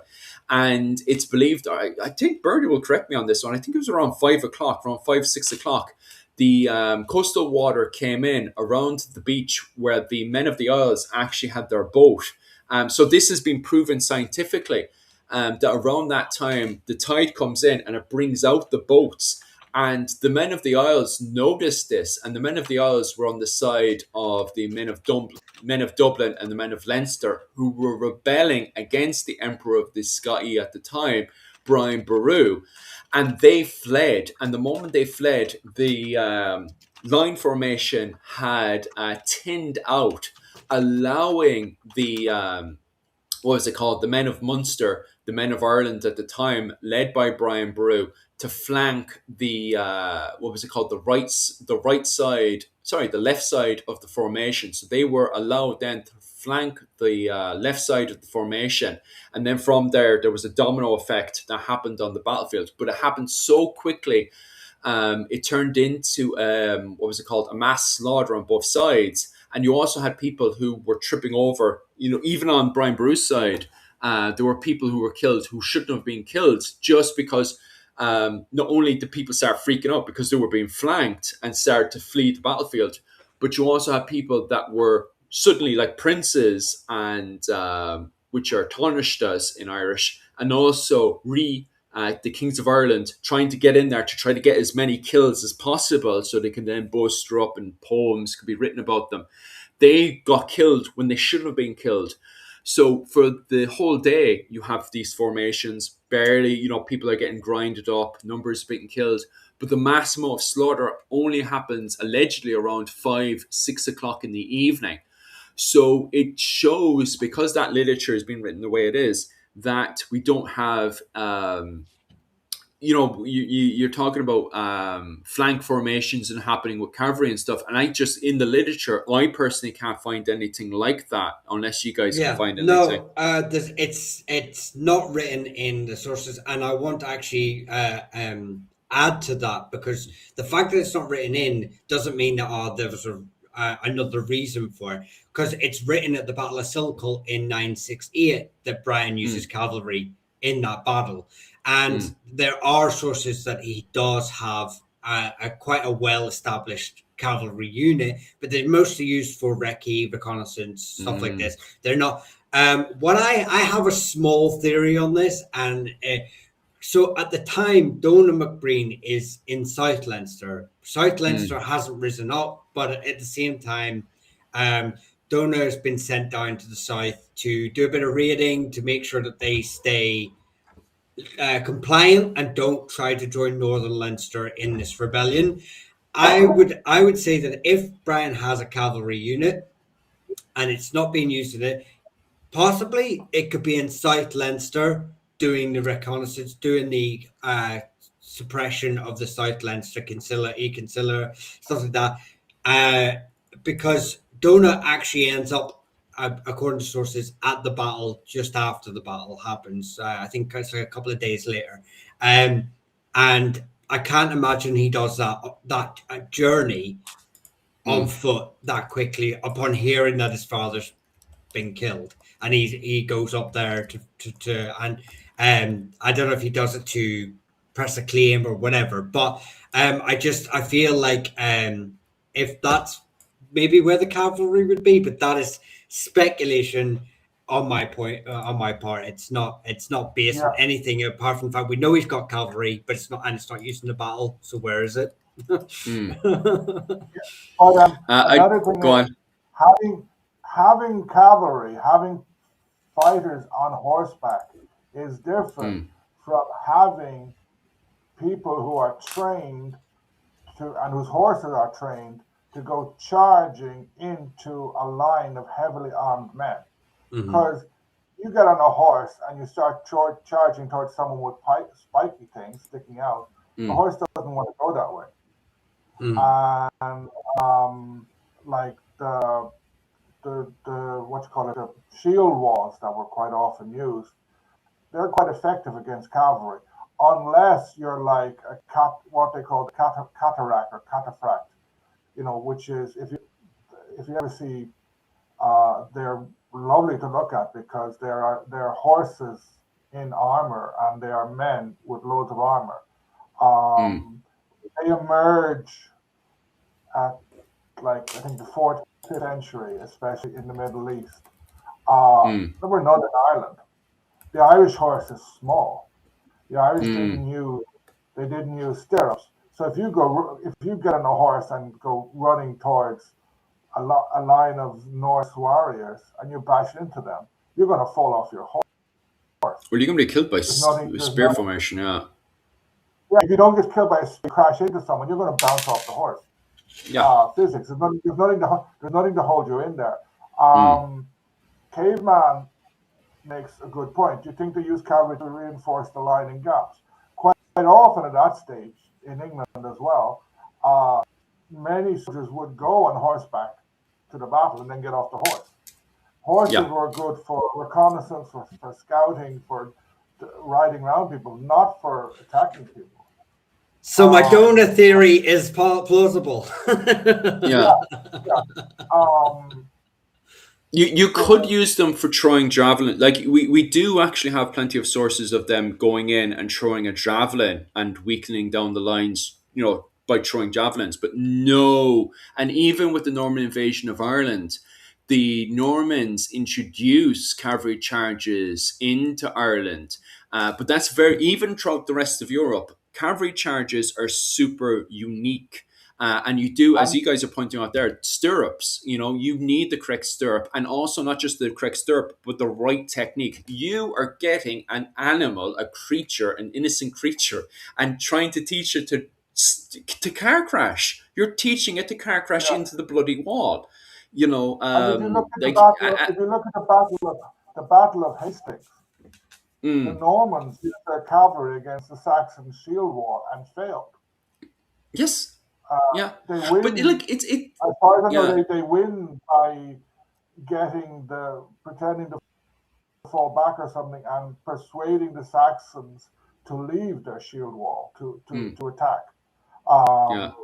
And then they and that's when like a horse is good then, because you're running into groups of men who are not standing in a line Yeah. with pointed things. They're going every so you get from the side. But like the cavalry wasn't used so much in Clontarf.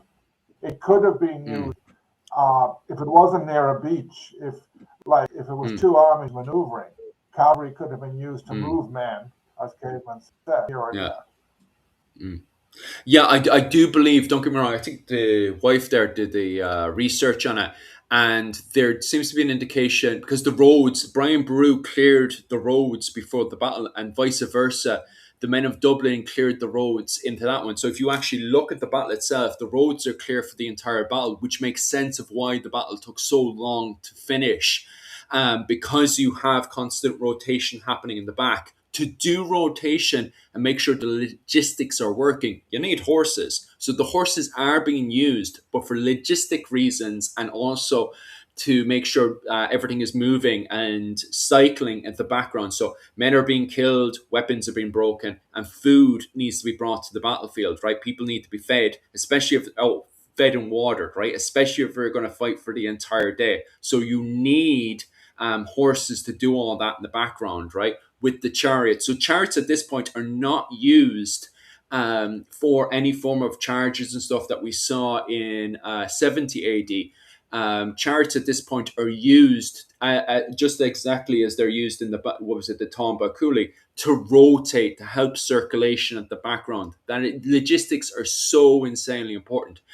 Caveman was asking as well, did hobbler horses, were they being used to come up and throw javelins during the Battle of Clontarf? I haven't, don't get me wrong, that is a tactic of the Irish. I just haven't seen any evidence of anyone jumping onto a hobbler horse, going over with a javelin and throwing them in. Seems to be indication of people using javelins. Javelins were used, but they seem to be used from a dismounted position. I just think at the time, you just throw better. If you're doing it dismounted, you do a better job throwing dismounted. I think the formations were too strong in the Battle of Clontarf. There was too much planning in the Battle of Clontarf. So I think that's why cavalry was nullified during the Battle of Clontarf. Because if you were... Go on. I have a question for you, because this is obviously not my area of study. It's more your area. You're saying that obviously throwing a spear from a horse is harder, obviously, than throwing it. You're grounded. So I understand that as a. But surely, if you're riding a horse along your lines, you have a downward view on the enemy, even if it's just slightly. You have a down. So throwing a javelin from a horse, even if it's inaccurate, you're aiming at a blob, basically. And not only that, that blob has its shield pressed against another shield. So you basically have almost like guaranteed headshots. So wouldn't that be an effective tactic? Well, you see, the thing is, that formation... If you're on a horse, you're going up and down.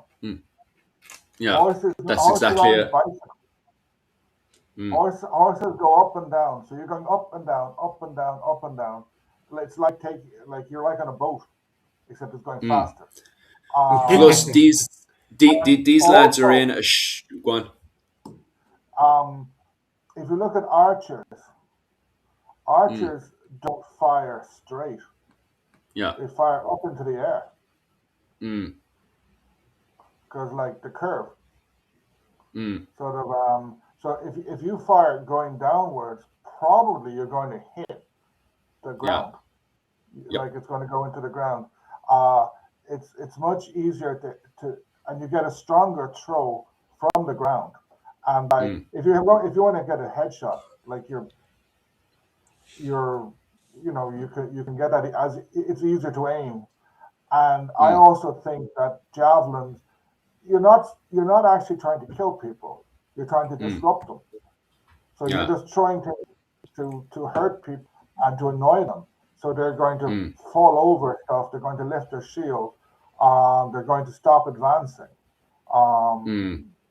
Like these are heavily armored guys. Most would have helmets on. So, and some would Yeah. have the thing over the eyes. So headshots are actually very very different. Mm. Also, just another note as well is that the shields aren't tied to the arm. The shields, they're holding shields from the grip. So when javelins, number one, some people are saying bows and crossbows, they were used at the time, but the Irish were better at javelins and slings. And actually, if you look at YouTube videos of archaeological what was it called?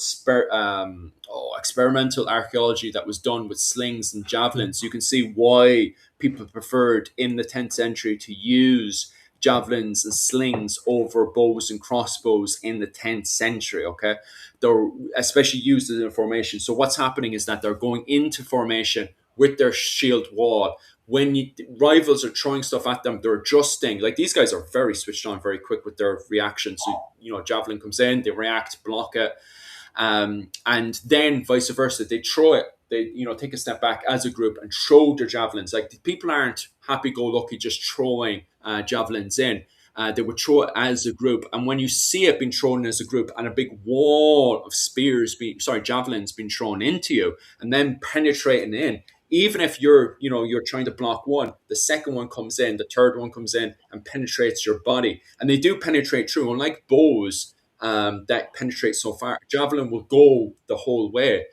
So even if you block one javelin, multiple of them coming in will kill you. And those formation throws are better done dismounted than mounted. And I think on top of that as well, it depends on the geography at the time. You're assuming that you're throwing javelins downhill. We don't actually know who had the high ground or low ground, or if that was important during the battle itself. I've walked around Clontarf and it's flat ground.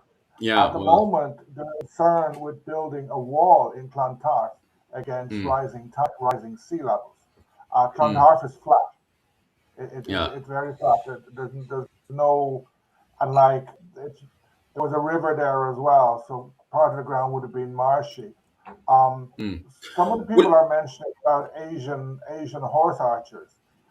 Ireland is not a steppe. In the horse archers, they come from the steppe where you have hundreds and hundreds of kilometers, and you have large number of guys who grew up with herds of horses. They live on the horses. That doesn't exist in Ireland. It didn't exist in Ireland. Well, I'm denying, like the comment section. You need to be galloping for a certain time to get the momentum to fire and run away then. And you need a large amount of people. So you need large numbers of horses. That doesn't exist in Ireland. Yeah, the comment section is trying to make out like I'm saying that people in Ireland didn't use the hobbler horse and didn't use javelins. I deny them throwing spears. By the way, I don't think they were throwing their spears. Spears were used to kill people, to poke people. Javelins. The Irish were definitely using javelins. Go on. No, you're being pedantic with the whole spear and javelin thing. That comment means it is the same thing, and for all intents and purposes to the layman, they are the same thing. It's a stick with a piece of metal on it, sharp piece of metal on the end of it. So I'm with Tom on this one. Back off, Philip. Javelins were completely different to spears. To you, you had to tie it up. You had to tie it up. So you have to get an entire string and tie it up in the back to get that throw in there. So the whole setup of a javelin and the technique around javelin, you can't just pick up a javelin and just throw it. You actually have to tie it up in the back so you have more of a stronger pull, because the purpose of it is to penetrate through. Go on. There actually is another factor. If you're galloping on a horse to somebody, you're a bigger target. So if the other person has archers, if the other person has spearmen, javelin men, it's easier to hit you or hit your horse, and you come up. It's not being on a horse is okay. It's an advantage in some things, but you're easier to hit. Yeah. And if you're galloping across a battlefield, or one by a beach where the ground, and one by a river where the ground is boggy, there is a good chance your horse is going to fall. Mm. So it's the horse doesn't give you a necessary advantage. Mm. Sean Duffy's The Battle of Clontarf 1014. That's a brilliant book. I think it's definitely 100% a must read. Jeez, my English is out the window this morning. Oh, Cat. it's all right. It's all right for your English to be out the window, but not the comment sections, no. Well, I'm trying. At least I'm trying to use English this morning. It is, what was it, 6 a.m. in the morning, like, so bear with me, like, in my English. What was it called? Yeah, I definitely would agree. Formations, it depends on the battle. Like, I'm not turning around and saying that javelins weren't, what people weren't mounted on hobbler horses and throwing javelins. It depends on the battle. It's just the problem is with the Battle of Clontarf, especially the conversation that myself and Bertie had last year, is it's way too open. It does, that whole area is open in the wrong way, and it also doesn't allow for the flanks that other battles would allow. Where you see hobbler horses being used, like for example, the Battle of Kinsale. That seems to be a way allow, because of the way that the terrain is, allow for more use of cavalry compared to the Battle of Clontarf. The Battle of Clontarf just seems to be way open out in the main field itself, which doesn't allow for the usage of cavalry. Cavalry in that, but like there were horses there, but the horses are used in the back for logistic purposes. From my reading of the literature at the time, I just don't see. Maybe somebody did experiment during the battle and tried to bring out cavalry, because it is a long battle. It's a battle that starts early in the morning and goes all the way up to 5, 6 o'clock in the evening, where you finally see a break in the battle. And even on top of that, the hacking afterwards. Maybe there was cavalry used in the hacking afterwards. It just isn't important. It's the fact that nobody's recorded this may highlight the fact that cavalry weren't used during the battle. But I also just can't imagine cavalry being used in battle because of the success of a formation of throwing javelins. But that's just my interpretation. I definitely would say go off and read Sean Duffy's The Battle of Clontarf to start with, as Kat there is highlighting.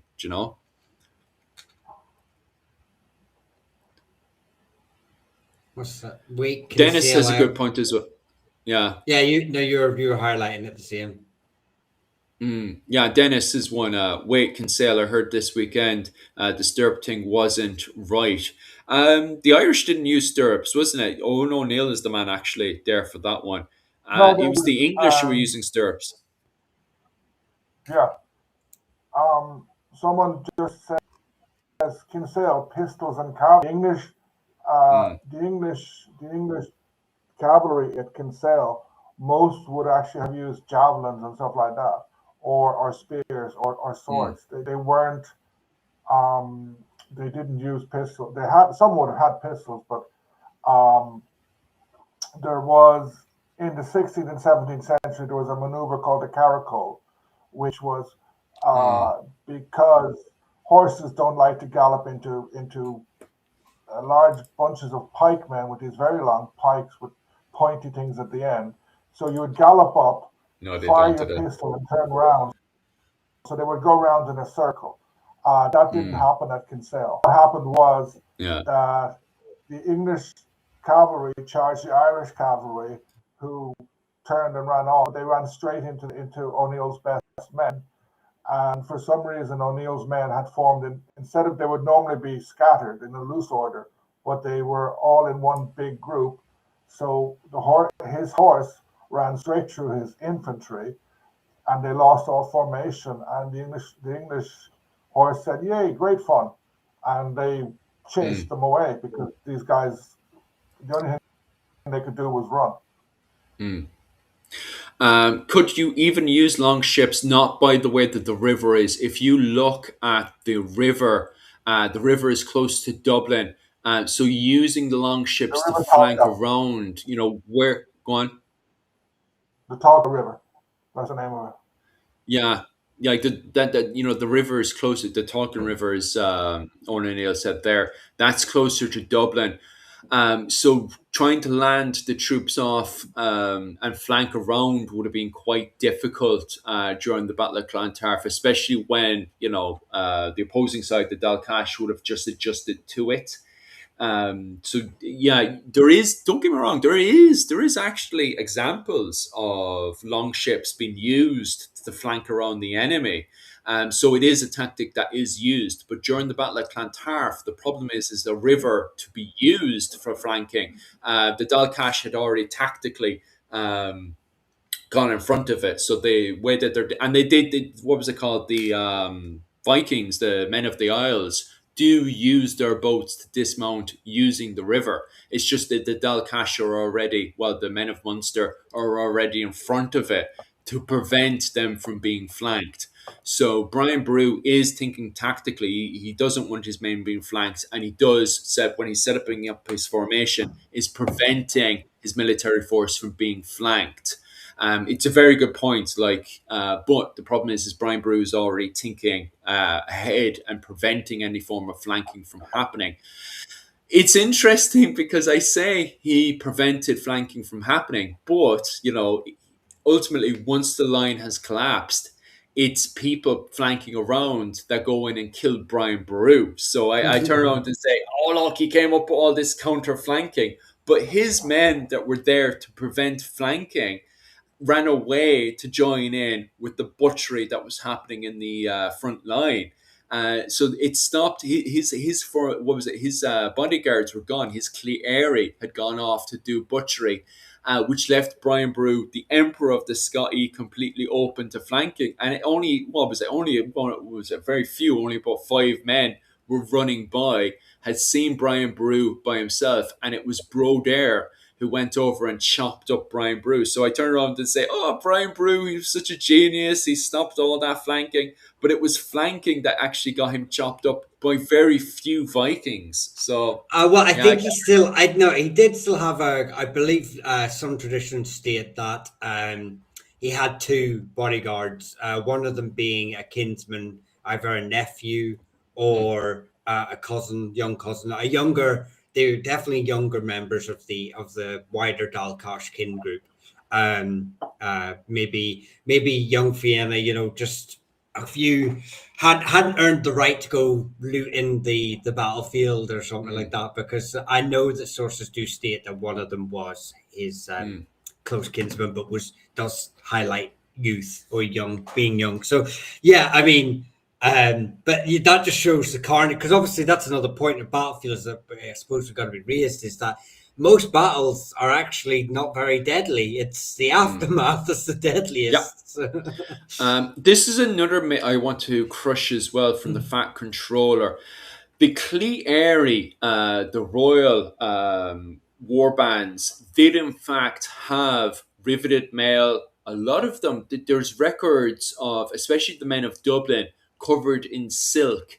And you would have definitely had elaborated helmets as well, as in helmets that would have been decorated with various designs and stuff, similar to what you would have seen, maybe similar to what you would see in the Book of Kells. So the idea of the Irish being naked in the battle is a Victorian idea, where they literally jump all the way down to 300 BC and the Tomba Cooley. So they take sources away from the Battle of Clontarf itself.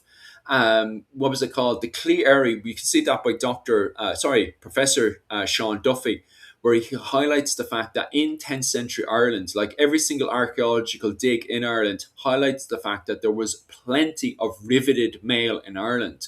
You have to remember that before the Battle of Clontarf, we have massive conventional style warfare. And you just have, as Owen has pointed out as well, large amount of riveted mail coming into Ireland at the time.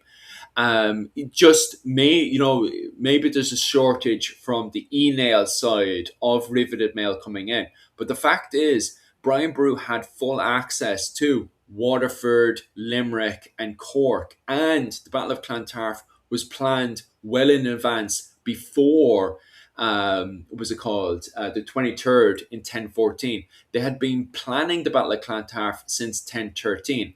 And if we go back to the Battle of Tara, for example, in 980, both sides, especially the Clear area, are well, set up.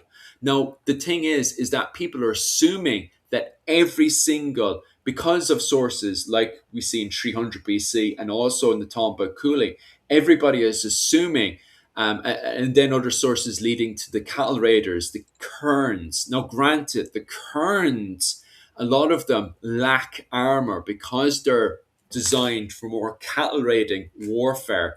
They lack armor going into the battle, right? Granted, fair enough.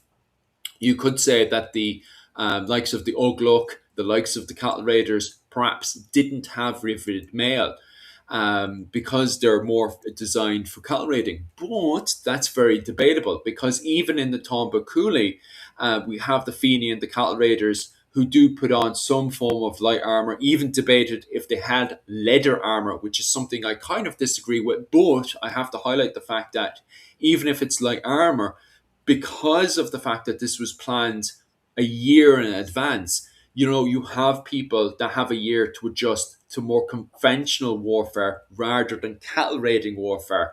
So like these people, are going off and putting their savings into their armor. So even if they do have padded armor, gammonsen, they're having something to protect themselves with.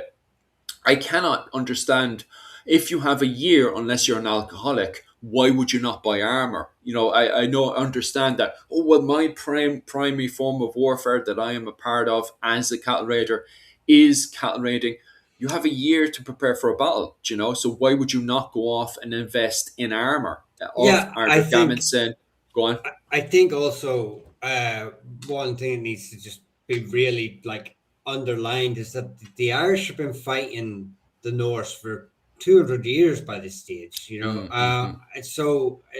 There's no shock to Norse tactics, to Norse weaponry. It's not like when the Normans first appear on the battlefield with the Irish, and even then, the Irish aren't naive to their Yeah. tactics or warfare either. But there's certainly elements in Ireland that will have it'd be second-hand, third-hand information. Won't have seen it face to face. Pretty much every warrior in Ireland has come across a Norse faction of some kind, whether it been part of another Irish raid, part of whatever. That nobody's surprised by, and therefore have spent the 200 years figuring out, okay, well, every time I stab Olaf, he doesn't die because he's wearing metal on his chest. Maybe I should wear metal on my chest. And that's me downgrading the Irish to a very simple barbaristic attitude when they don't have that. It's obviously far more complex than that. But what I'm saying is that it's almost a ridiculous idea to hold in your head. Now, and also battlefields. We're a warrior culture. We're also not only so you've got a warrior caste of people who are naturally going to be investing, like you say, in armaments, in weaponry, raiding battlefields. After the dead, armor and weaponry is not in short supply in medieval Ireland. Yeah. Yeah, I can understand if someone turns around. Now, Clee Airy, the Royal War Band, were used for conventional fighting. So they did, and they had the money. They were backed by either a Ree or an Over King. So they had the backing to afford, not just afford, but it was demanded that they would go in and show off the bling, So it would be, very, very strange for them not to show up, not just in riveted mail, but to have various stuff to show off their their high status. Now, granted, if you're making the argument that cattle raiders didn't show up with armor, that's a fair argument to make. But they did have a year in advance to prepare for the battle itself. What was it called? The fact. Oh, and also on top of that, just before I finish the whole thing with armor, somebody else made a very, very good point as well. Is that even during 300 BC to 90 AD, with insular Latin culture coming into Ireland, Celtic culture as we referred to, that does bring in a high standard of smith ironwork into Ireland at the time. And with that, that brings in riveted mail. So yeah, I fully agree with that as well, that we had riveted mail and a high level of smith work coming into Ireland between 300 BC to 90 AD with Celtic culture. So the idea of naked Celts, it's there, don't get me wrong. We do have the likes of Tom Cooley, which gives us an idea of naked Cucullum running around. But at the same time, you still also come in with, the classic Celtic riveted mail as well. Just popping over to another question that the Fat No, Controller brings in. Sorry. We have to if finish. there's yeah, it's we're at the 2 hour 5 mark, so I'm thinking Mm. maybe if we meet next week about the progression of warfare, weaponry, armor in Ireland through the early medieval to right up to the 9 Years' War, we could certainly make that next week's chat. Yeah, I, Um, I just want to make one last point yeah, there about chariots in the Battle of Clontarf. Actually, if we look at Clonmac Noise, if we look at the effigies, especially with Flan Shinna, there's a cross in the middle, the cross that's in the middle of Clonmac Noise. If you look at that effigy, it shows Flan Shinna on a chariot. So we do know that chariots were used, and also the description that's in the Tomba Cooley, we know that chariots were used for what was it called?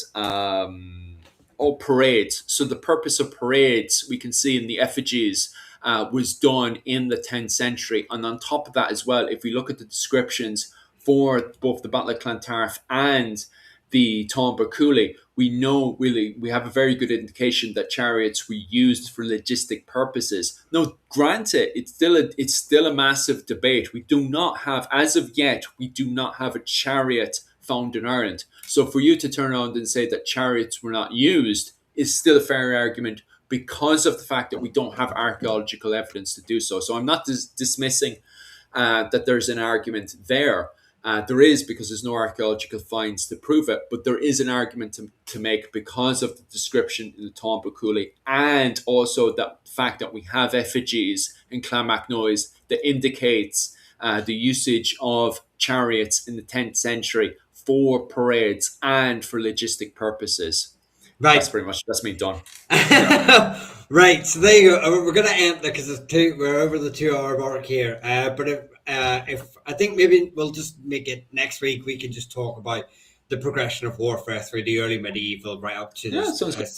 So it's and that way everyone that kind of covers a period we all sort of specialize in as well. So and can answer all the questions. So, but I know that it's late for Owen and I. Unlike you across the water and Philip, who's now probably finally awake after, No, I'm six going back o'clock to in the bed. morning. My coffee, what was it called? The caffeine is done. I'm going back to bed again. It's still 7 in the morning as well. And then especially Kat, we can also explain on maybe how women, helped within campaigns and warfare. That'd be actually a really good, interesting Yeah. thing to look at too. It's not covered enough, so yeah, we'll look at that. So, I think we'll just start saying Yeah. thanks very much, everyone. If you want. Thanks. Yeah, huge thank you to everybody. It means so much. And everybody who has given us any form of donations today, that means so much to myself, Mihal, and Dr. Owen O'Neill. Lads, I'll be back on again, around 10 p.m. tomorrow over on Patreon Irish time. I think in New York it's around 5, 6 p.m. I'm covering the reason why the Scottish War of Independence started, which brings us up to the very start of that amazing movie, Braveheart. Completely historically accurate, lads. Definitely take my word on that one. Regardless, tomorrow I want to show a presentation in investigating why the Scottish War started legally. What is the legal reason for the start of the Scottish War of Independence? So I have a presentation on that to give tomorrow over on Patreon at Irish Medieval History. So if you're interested in that, definitely head on over to my Patreon. Give an old nosy. If you just want to support the channel, you can give whatever donation you'd like. But the presentation itself is about 20 quid. Okay, so it's about $20. So head on over there if you're interested in that. and I give a presentation every Sunday night. What's it called? Mihal, do you have any plans for the rest of the week, or are you just going off to any plan for the week? No. I have a video on the Quins coming out, just really Ooh, short. nice. And That's then actually one of my relations. there you go. And then, but anyone that's just wanting a wee top up for history throughout the week, I've started posting every day on the Facebook group page, except for days when I stream, because obviously I need the day to do a bit of remind and revise on research. So, but if you're wanting to see some activity about kings, clans, histories, or anything like that, check the Clans&Dynasties group page. But if you want to support the channel, just like the videos, share them, comment on them. That'd be great. On all socials, TikTok, YouTube, Facebook, all that sort of thing. So thanks very much, guys. That's all you need to do for me. It's just watch my boring mug. Dr. Owen O'Neill, I know there's dozens of things you want to disagree with this week. And you've been literally, just before the thing even started, there was a good few stuff that you want to disagree with on social media. Can you give us a little bit of a glimpse of your plans for this week and the type of arguments you want to be involved with? Well, for personal reasons, I haven't been doing much for the last few weeks. Yeah. It's been a complicated period, but I'm planning to return now. Dennis, who was here a few months ago, he gave me a very nice tour of Kinsale. So I'm planning to start a series on the Battle of Kinsale. I have the first draft written, but it's about 5 hours long. So I've got to do editing. So Just a wee bit. I'm hoping to come out with videos on the Battle of Kinsale. I'm going to be doing a few shorts, like 2-minute shorts about some other topics as well. But I'm going to be going back, hopefully, over the next few weeks when I out for stuff on Kinsale. I keep an eye out for my shorts, etc. And I have a Buy Me a Coffee account. You can, if anyone wants to drop a donation to, it's always very helpful. What's the name of your Buy Me a Coffee account? Buy Me a Coffee for a salsa. Forest Rasta, happy days. I know, on all my videos. Just look in the video. You'll find the information. What was it called? I try to stay away from the videos these days because it's just not pushed by YouTube right now. I think YouTube has gone pure short crazy. You know, the little 3-minute clips. So I personally, if anybody's wondering why I haven't been releasing any videos, it's just I release a video and it only gets 90 views. I've got 30,000 subscribers, and yet I release a video and it does not get pushed whatsoever. It gets 100 views. And it was the same. I was talking to Rachel on the Creative Contessa, and she's exactly the same. Only 100 views, and she's on 20,000 subscribers. But yeah, her shorts and it's same my shorts. Go on. Then I'm not doing too bad. Oh yeah, so you're flying so I definitely would say if you're not doing too bad, but I just find YouTube just does not care for videos right now. It's all about the shorts. So I kind of, if anybody's wondering what I'm up to, I'm basically putting everything into shorts right now, and there's tons of topics that I want to focus on this week when it comes down to the shorts and stuff. So I definitely would say pay attention to my Patreon and the old shorts. But other than that, guys, thanks so much for all the support. And other than that, slán go bhaile. I'll see you later. Slán.